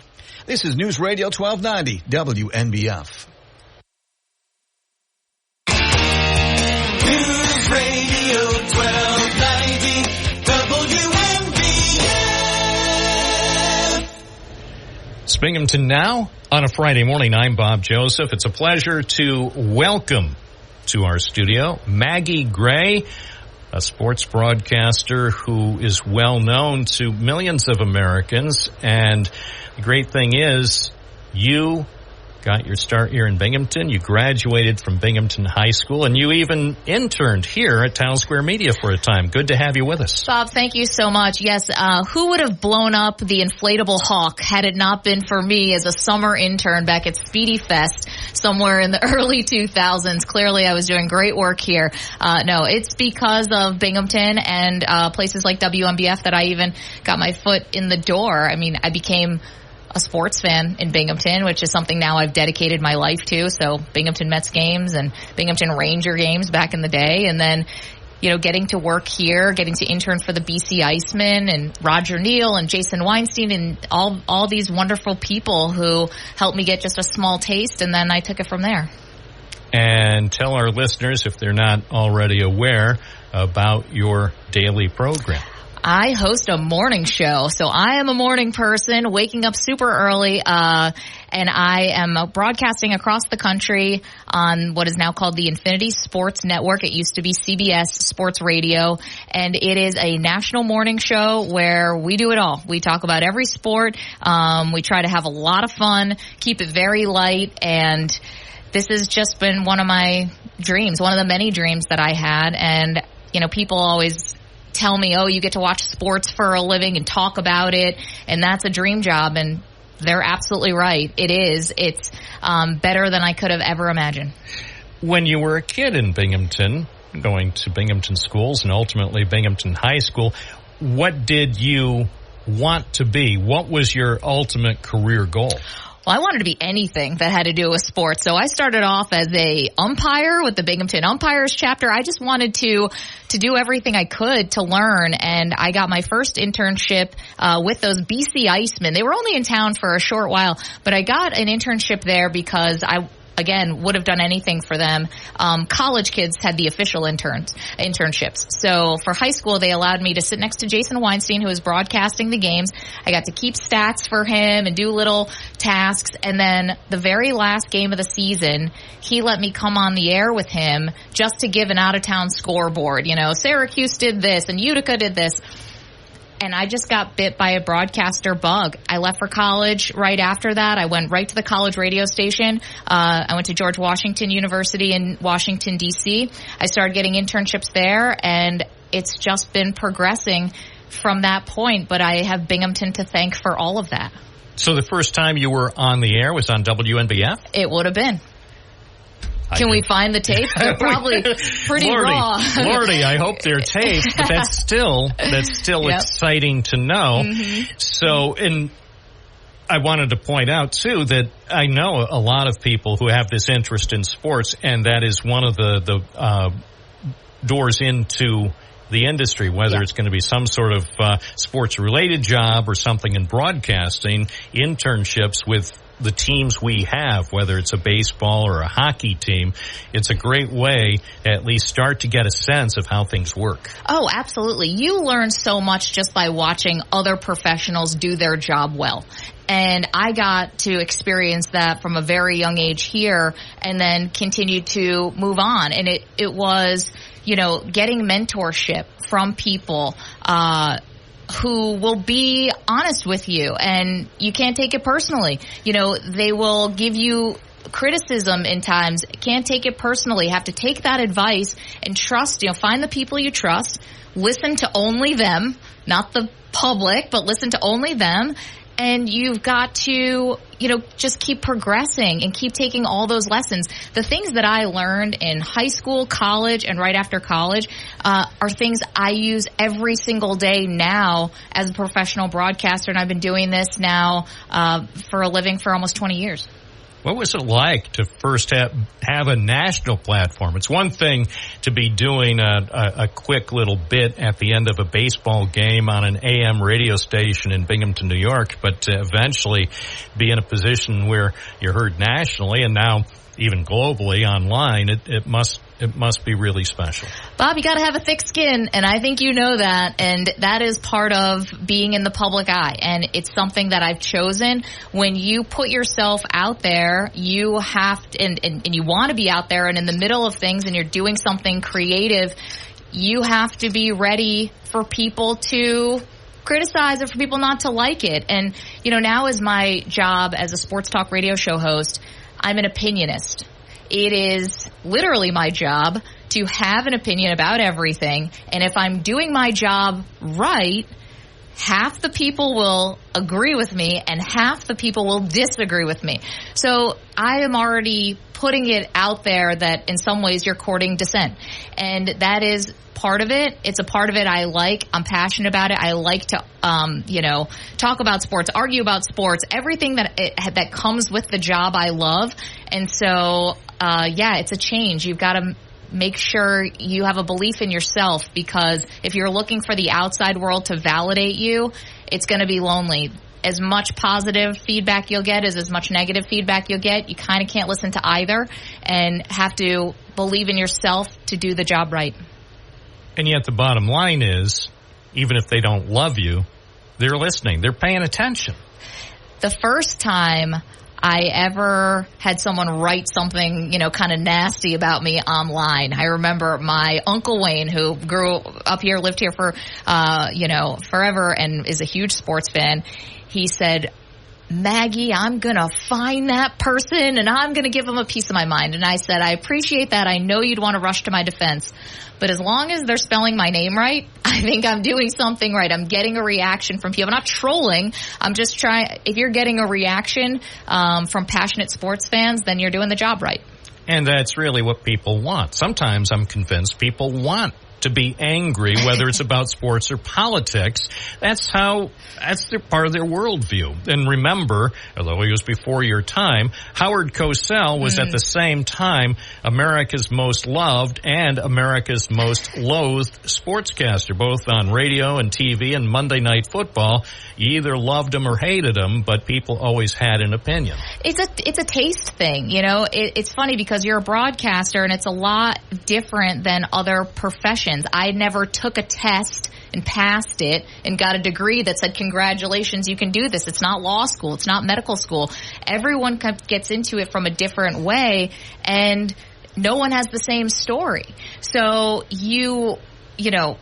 people love you, people don't love you. It's all just a matter of taste, and you will not find uniformity on any sports broadcaster. You mentioned Cosell. Look at Joe Buck, someone who's calling the biggest games. And if he listened to all the people online who didn't like him, he wouldn't get out of bed in the morning. Well, and meanwhile, he's doing Monday Night Football. I mean, I look at some of the comments online about him, and I happen to like him, but I'm looking at the way some of the people vent about Joe Buck and some of the other high-profile sports broadcasters. I'm saying, you know, it's only a game and it's only a TV or radio broadcast, but people, especially these days, once they get behind a keyboard, people love to express their opinions. You know, but here's the thing. I don't have a job if people don't care about sports and people don't care about what I have to say about sports. And I always try to keep that the main thing. I'd rather have you care too much than not care at all. And I realize that this is about the audience. And every day I go into work thinking not how I can make myself look good or what I can do for myself. How can I best serve the audience? How do I entertain them? How do I get them through a rough morning or perk them up a little bit or give them something to think about? You try to take all the vanity and ego out of it and make it about the people who are listening to you, because without them, you're not on the air. Well, the bottom line is you should always appreciate every day, because in this business, at any level, there's no guarantee of anything. You could be here today and gone tomorrow. The media business is an unforgiving one, and I've been very lucky, and I'm going to knock on every surface of wood that exists in this studio, but, you know, it's a part of our industry. I worked at Sports Illustrated for 8 years, and I was so proud to work at a place that in many ways is sort of one of the pinnacles of sports journalism, and journalism with a capital J. And there were layoffs every single year that I worked there. And it was sad because you see really talented people who get pushed by the wayside. It is a very unforgiving business, and we all know that we are temporarily holding these spots, and you just have to try to make a mark and do the best you can with it while you have it. And given the way technology is constantly changing with AI, you know, in the rear view mirror, but gaining rapidly. I mean, you look at what's going on in sports journalism, whether it's print or even broadcast, and people are saying, well, things might be strange in 2024, but what are they going to be like in 12 or 24 months? Things are constantly in a state of flux. Yeah, I want robots to help us get calls right in sports. I don't want a robot as a co-host. I don't want that. This is about human interaction, and you know this more than anyone about the radio. The radio is a very intimate medium. You know, we're talking directly to people in their ear, in their car. We're with you. We're consistent. We let you in our lives. We become like friends. And for that to be replaced by AI, it feels like it would be so sad. Not that it wouldn't be in other jobs, but something about radio, it's such about the human connection of it. To take that out, I hope we don't get to that day. It's just that one-on-one interaction that so often, you know, people are listening by themselves, whether at home or in their car or in their office, and it really resonates. Oh, and as I'm coming up in the business, and even now, we're working holidays. You know, we're on with people Christmas, New Year's, Thanksgiving. You know, not everybody has that, you know, might not have that connection and being there for people, even if it's just to talk about sports, which some people think is silly. It's a connection. It's live. It's happening. And I think there is a service to it. Maggie Gray, thank you so much for being with us in our Binghamton studio. I wish you continued success. Oh, Bob, thank you. I've been listening to you. The sound of your voice, it's comforting. So thank you so much. 11:21, live and local, WNBF 92.1 FM, 1290 AM, online at WNBF.com.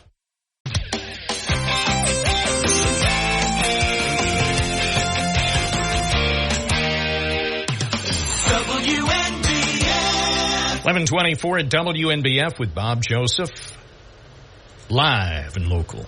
607-772-1290. We will take your phone call. We are not.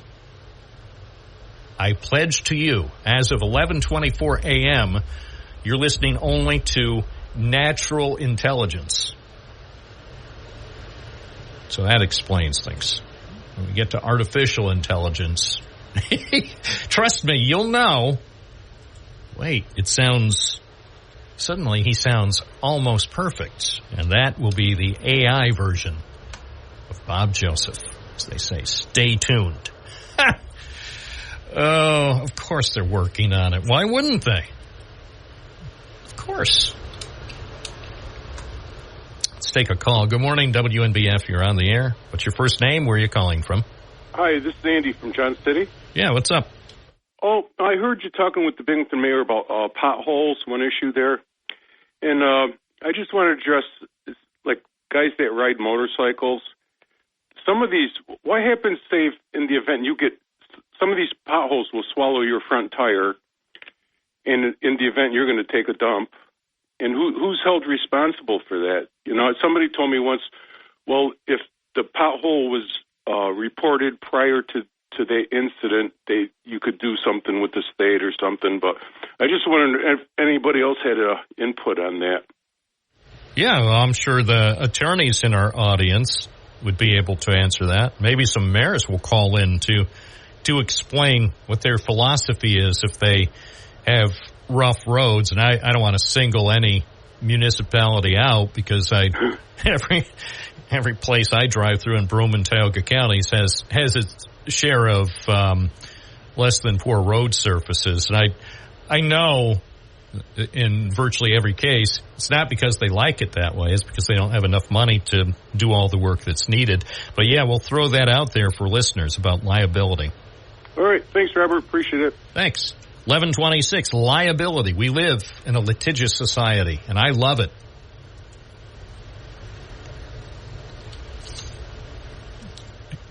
I know you say, but Bob, did some attorney pay you to say? No, I love it. We're in a litigious society. We have a system. Do I love that frivolous lawsuits occur? No, I don't like frivolous lawsuits. I like that when there really is something actionable, that there is potential for people to get some satisfaction. As far as, yes, for attorneys or their clients who proceed with lawsuits or other legal actions that are without merit, well, I think you know what I would say to them, but I don't want to get sued. Let's take a look at the weather forecast. I'll tell you, feels like summer. It feels like one of those days where I really don't want to stay in the newsroom and write articles for WNBF.com. Not because I don't have some stories to report. It's just I'd rather be hanging out at Round Top for the next 5 hours. Mostly sunny today, 78. Cloudy tonight, 51. Tomorrow, mostly cloudy with a chance of showers, 63. Right now, it is 67. WNBF. Hi, WNBF, Binghamton Now. You're on the air. What's your first name? Where are you calling from? Hey, from Kirkwood. What's up? Hey, Silberta, you got a lawsuit pending with somebody? No. You're talking about lawsuits here. Yeah, no, but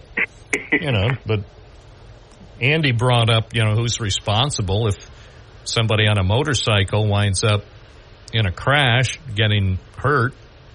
Oh, wait a minute. I'm going to have to go. Somebody's calling me. Oh, okay. Give me a call back. Otherwise, have a good weekend. That is the beauty of live and local. This is real reality radio, unlike the fake reality you might see on TV. I'm going to watch a reality show tonight on CBS. It's not reality. Life is reality. I'm going out here, wandering around Court Street, State Street, and Riverside Drive, and Liberty Street. That's the reality. That's what you want. You're not going to see reality on TV. Maybe during some of the news, but prime time reality? Oh, please. Oh, please. I was just looking something Jesse from Owego wrote. Oh, about Maggie Gray. She's spot on. Every time I got written up for something that I did at work, I always said to my bosses, just make sure that you spell my name correctly when you do, and I may just sign it. Now, those are the days that I miss the most. Maggie Gray is a stand-up and one of a kind. I like it. I like it, too. I thought it was great that we had an opportunity to chat with her and to think she grew up in Binghamton, went to Binghamton High School. I didn't even ask her about that picture of her and another student hugging a tree. I didn't get to that. It was in the newspaper. I know. You're saying, what? 607-772-1290. It's a fun Friday. That's what we do here on Binghamton Now. Coming up later today, we proudly present Dan Bongino from noon to 3, followed by Sean Hannity, coming up at about 3:06:30. So the talk just never stops. WNBF. Hi, WNBF, Binghamton Now. You're on the air. What's your first name? Where are you calling from? Hi, this is Teresa from Binghamton, New York. Good morning, Teresa. Good morning, Bob. How are you? I am great. Good. I have a question for the mayor. I know I'm one of the fortunate people that can afford the blue bags. Is there any assistance to help to get blue bags here in Broome County? It's a good question. Unfortunately, Mayor Cram is not here now, but that is something that I will pursue. To the best of my knowledge, there is no provision, but that might be something that could be pursued. Seems to me that the members of Binghamton City Council, if somebody brought that up at a council meeting during the public comment section or wrote a letter to a council member, that it could prompt some discussion, because I'm sure there are some people, some individuals or families that are feeling such constraints with high prices that even buying city garbage bags could be a problem. So who knows? Maybe just by mentioning that on the program, City Council or the mayor might look into it. Okay, thank you very much, Bob, and have a blessed day and have a great weekend. I hope you have a great weekend as well. Thank you, Teresa. It's 11:32. This is News Radio WNBF. We love hearing from people. That's the whole point. I know it seems like a throwback to something that shouldn't be happening in the 21st century. Why do real people use their real phones and take real time out of their busy days to really talk to a guy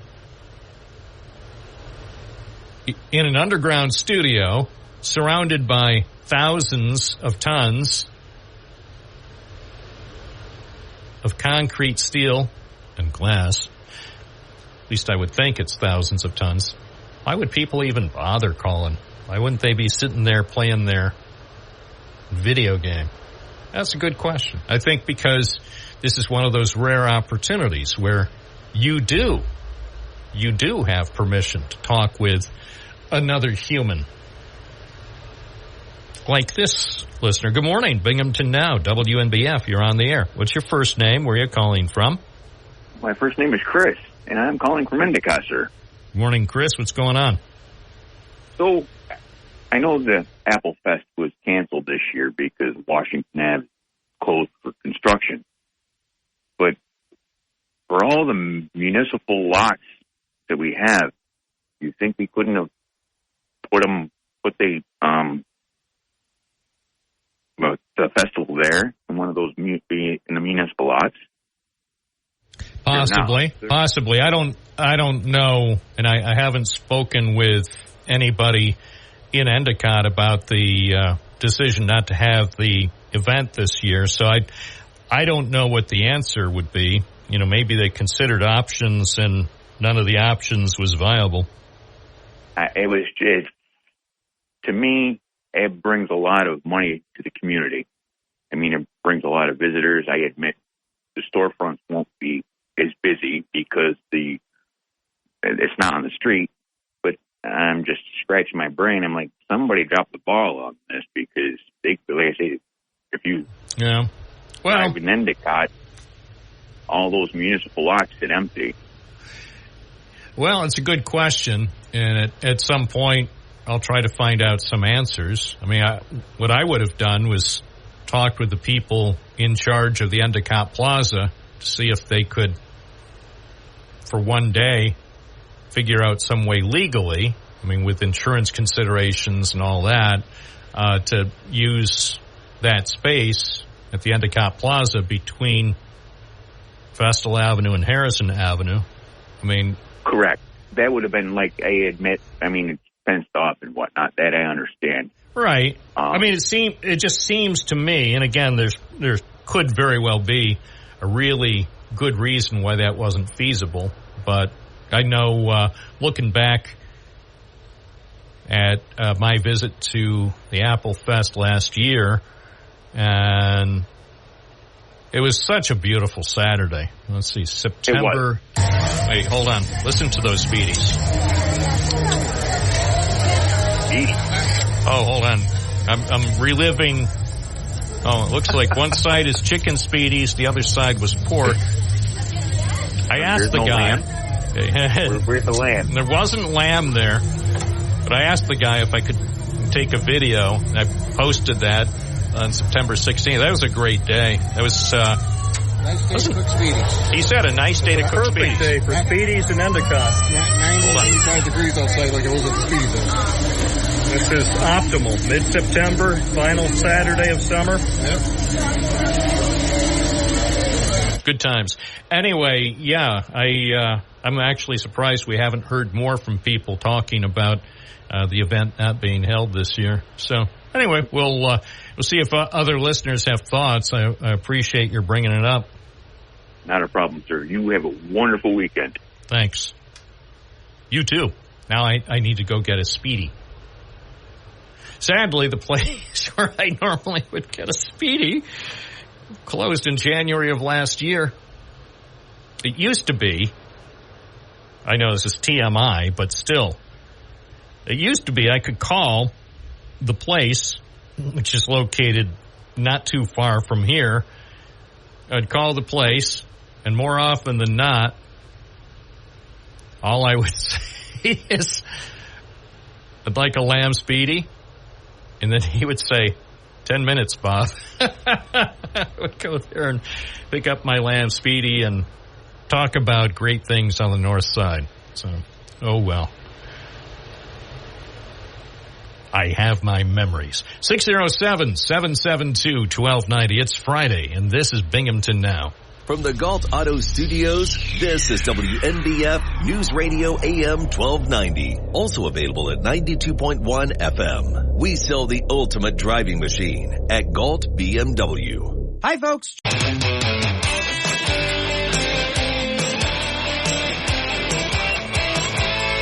This is the program. This is Binghamton Now. I'm Bob Joseph, taking calls at 607-772-1290. Go ahead and call in. We want to hear from you today on News Radio. WNBF. Visions of Speedies dancing in my head. Of course I do.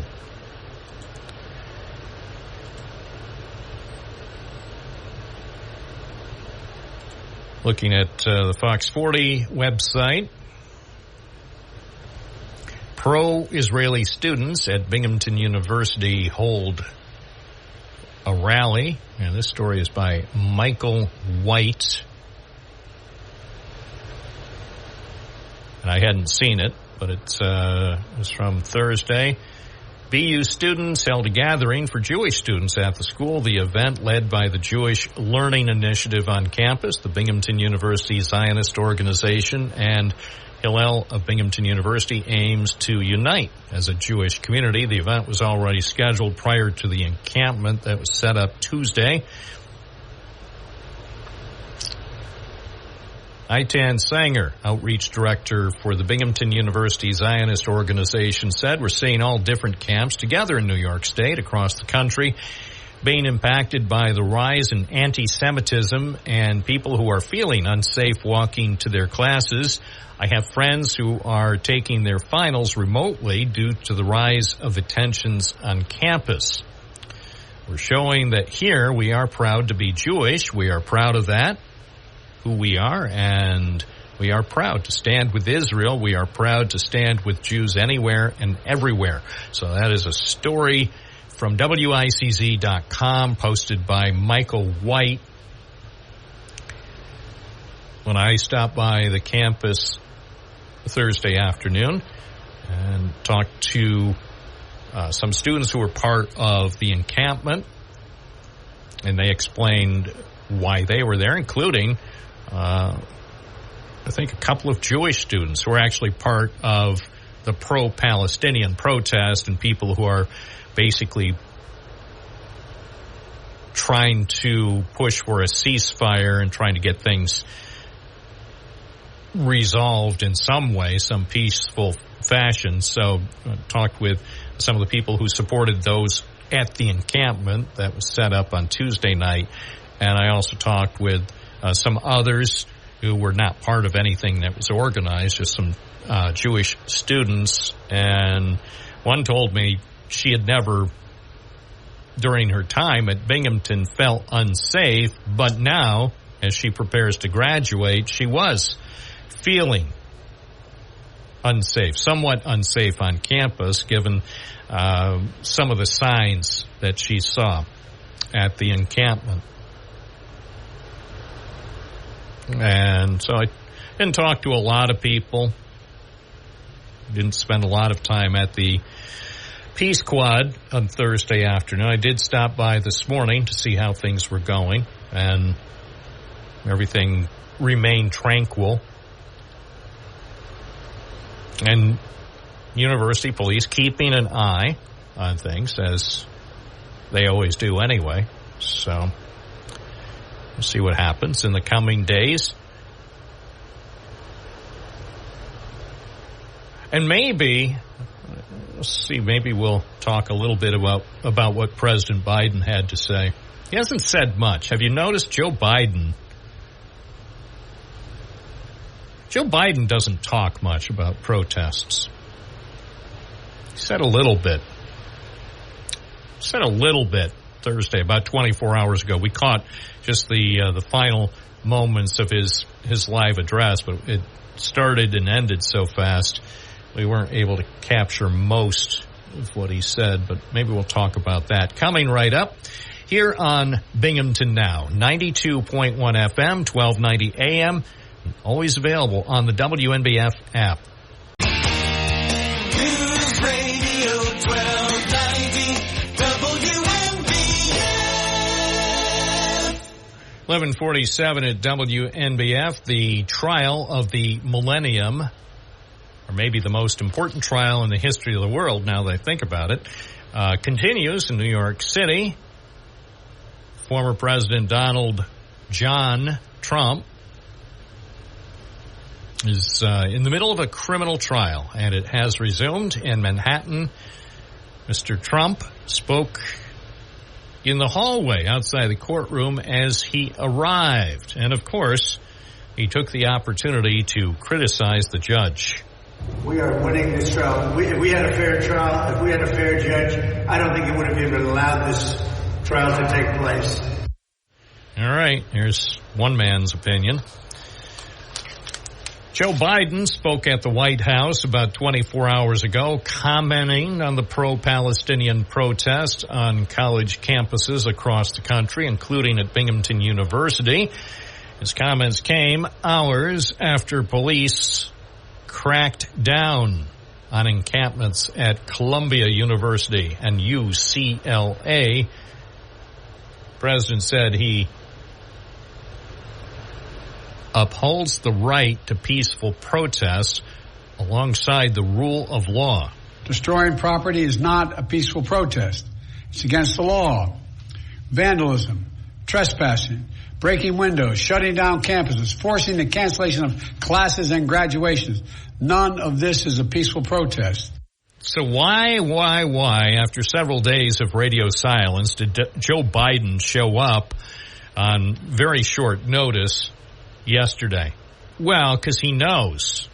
He knows the truth, and part of the truth is the protests are helping Trump.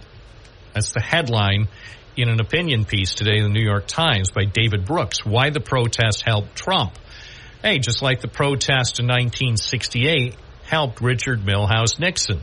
So Donald Milhous Trump is actually secretly pretty enthusiastic about what's going on, because he knows in the court of public opinion he's going to win this one. So secretly, and you could even hear this as an undercurrent on some of the finest radio talk shows on Thursday, including Dan Bongino and Sean Hannity, you could tell the enthusiasm and the excitement that they had with protests that are erupting 6 months before Election Day.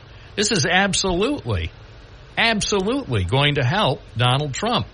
If protests continue, if people who are disenchanted with Joe Biden, with his foreign policy, and with his approach to what's happened since October 7th, and even if those people, whether it's dozens or hundreds or thousands or millions, even if they would not vote for Donald Milhous Trump, one thing that could happen, unless something changes drastically between now and November, is they'll just sit this one out.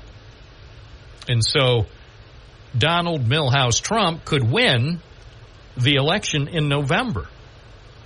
So if this turns out to be a summer of discontent, whether it has anything to do with what's going on in the Middle East, if it has everything to do with the price of Doritos.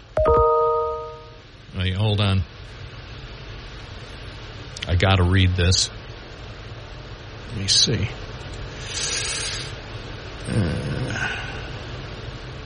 Bob, I couldn't help remembering back in May of 1970, the terrible shootings at Kent State. Yeah, I've been talking about that with a few people this week.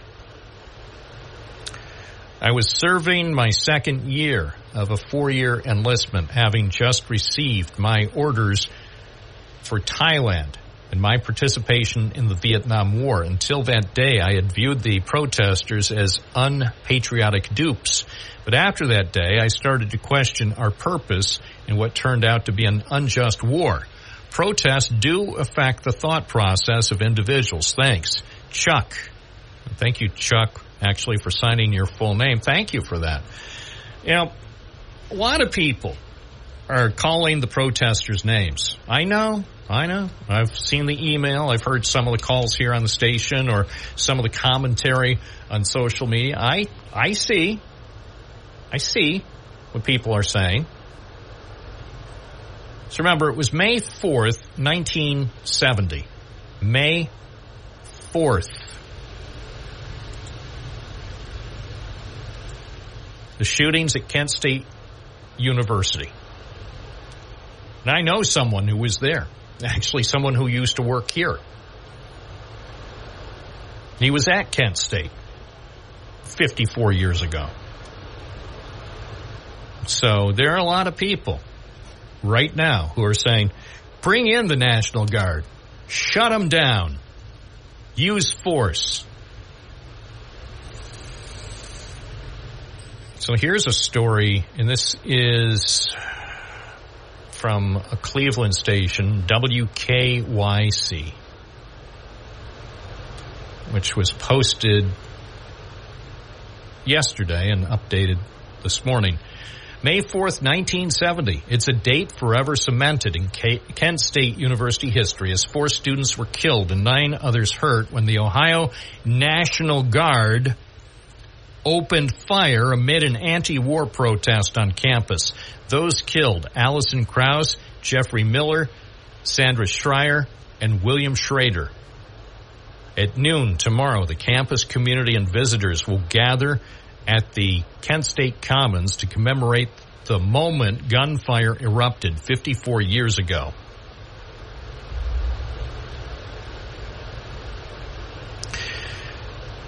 The 2024 May 4th events come as protests have been happening on campuses across the country, with pro-Palestinian demonstrators setting up encampments amid the ongoing war between Israel and Hamas. By the way, there may have been a really close call the other night at Columbia. I haven't paid attention to all the specifics, but the news has now come out that during that operation where NYPD shut it down, one of the officers, his weapon discharged. They said it was accidental. And so they found the bullet, fortunately, didn't hit a person. It wound up in a wall. So nobody was hurt. Apparently, not really clear how this happened. Apparently, his gun had a light on it. I don't know. I'm sure I'll read more about the specifics, because during something of that nature where you had complete chaos, of course, it's really lucky that apparently there were no serious injuries. It's really lucky that things didn't go totally sideways with that operation. Oh, wait, we're getting another email. Boy, that's annoying. No, not your email, just the sound that makes on the air. Oh, here's one. Oh, from Val. I have a button on that. Yes, she does. She has a lot of buttons. Yeah, a button that says, oh, and being held in front of her GE Super Radio. Man, that's a super radio. That's a really good radio. Of course, they don't make them anymore, but Belay, Kent, Jackson, Attica. Thank you, Val. 11:55. Hi, WNBF. You're on the air. What's your first name? Where are you calling from?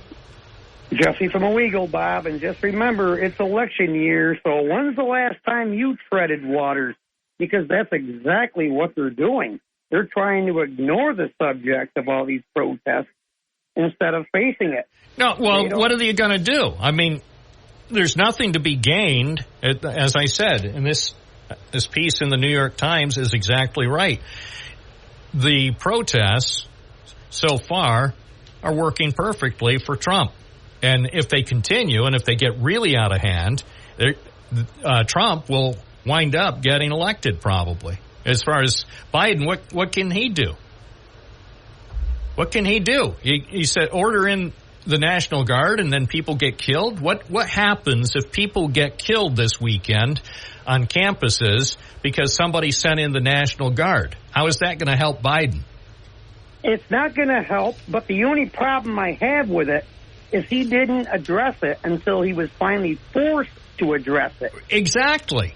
You're right. He was trying to ignore the problem and hoping that it would go away. Well, it didn't go away. So, yes, he came out yesterday with a brief statement and took about 2.5 questions and then ran off. Well, it's just like lukewarm water. That's exactly how he acted, and that's not presidential. I'm sorry, but it's not. Well, you can imagine how Donald Milhouse Trump would act, and it wouldn't be pretty. And I bet people would get hurt, and I wouldn't be surprised if Richard Milhouse Trump was in the White House at the moment. People would get killed on some campuses. Possibilities, but at least get out there and speak with a voice. Speak with a... Well, I agree. Joe Biden ought to be taking a leadership position for a change instead of, hiding in his virtual basement.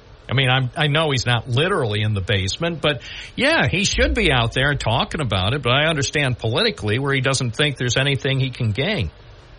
Yeah, well, just remember the power of the vote. And Bob, you have yourself a great weekend. You too, Jesse. You be careful out there. And I don't want you to be consuming too many of those modified moxies. Got to be responsible. And always respect the law. But feel free to express your opinion in a civil way. That's what I'm about. Hey, it's been a great week. Thank you so much. I'm Bob Joseph. You're listening to News Radio, WNBF. This is News Radio 1290 AM, WNBF Binghamton. Now on 92.1 FM, W221 EJ Binghamton, a Town Square media station.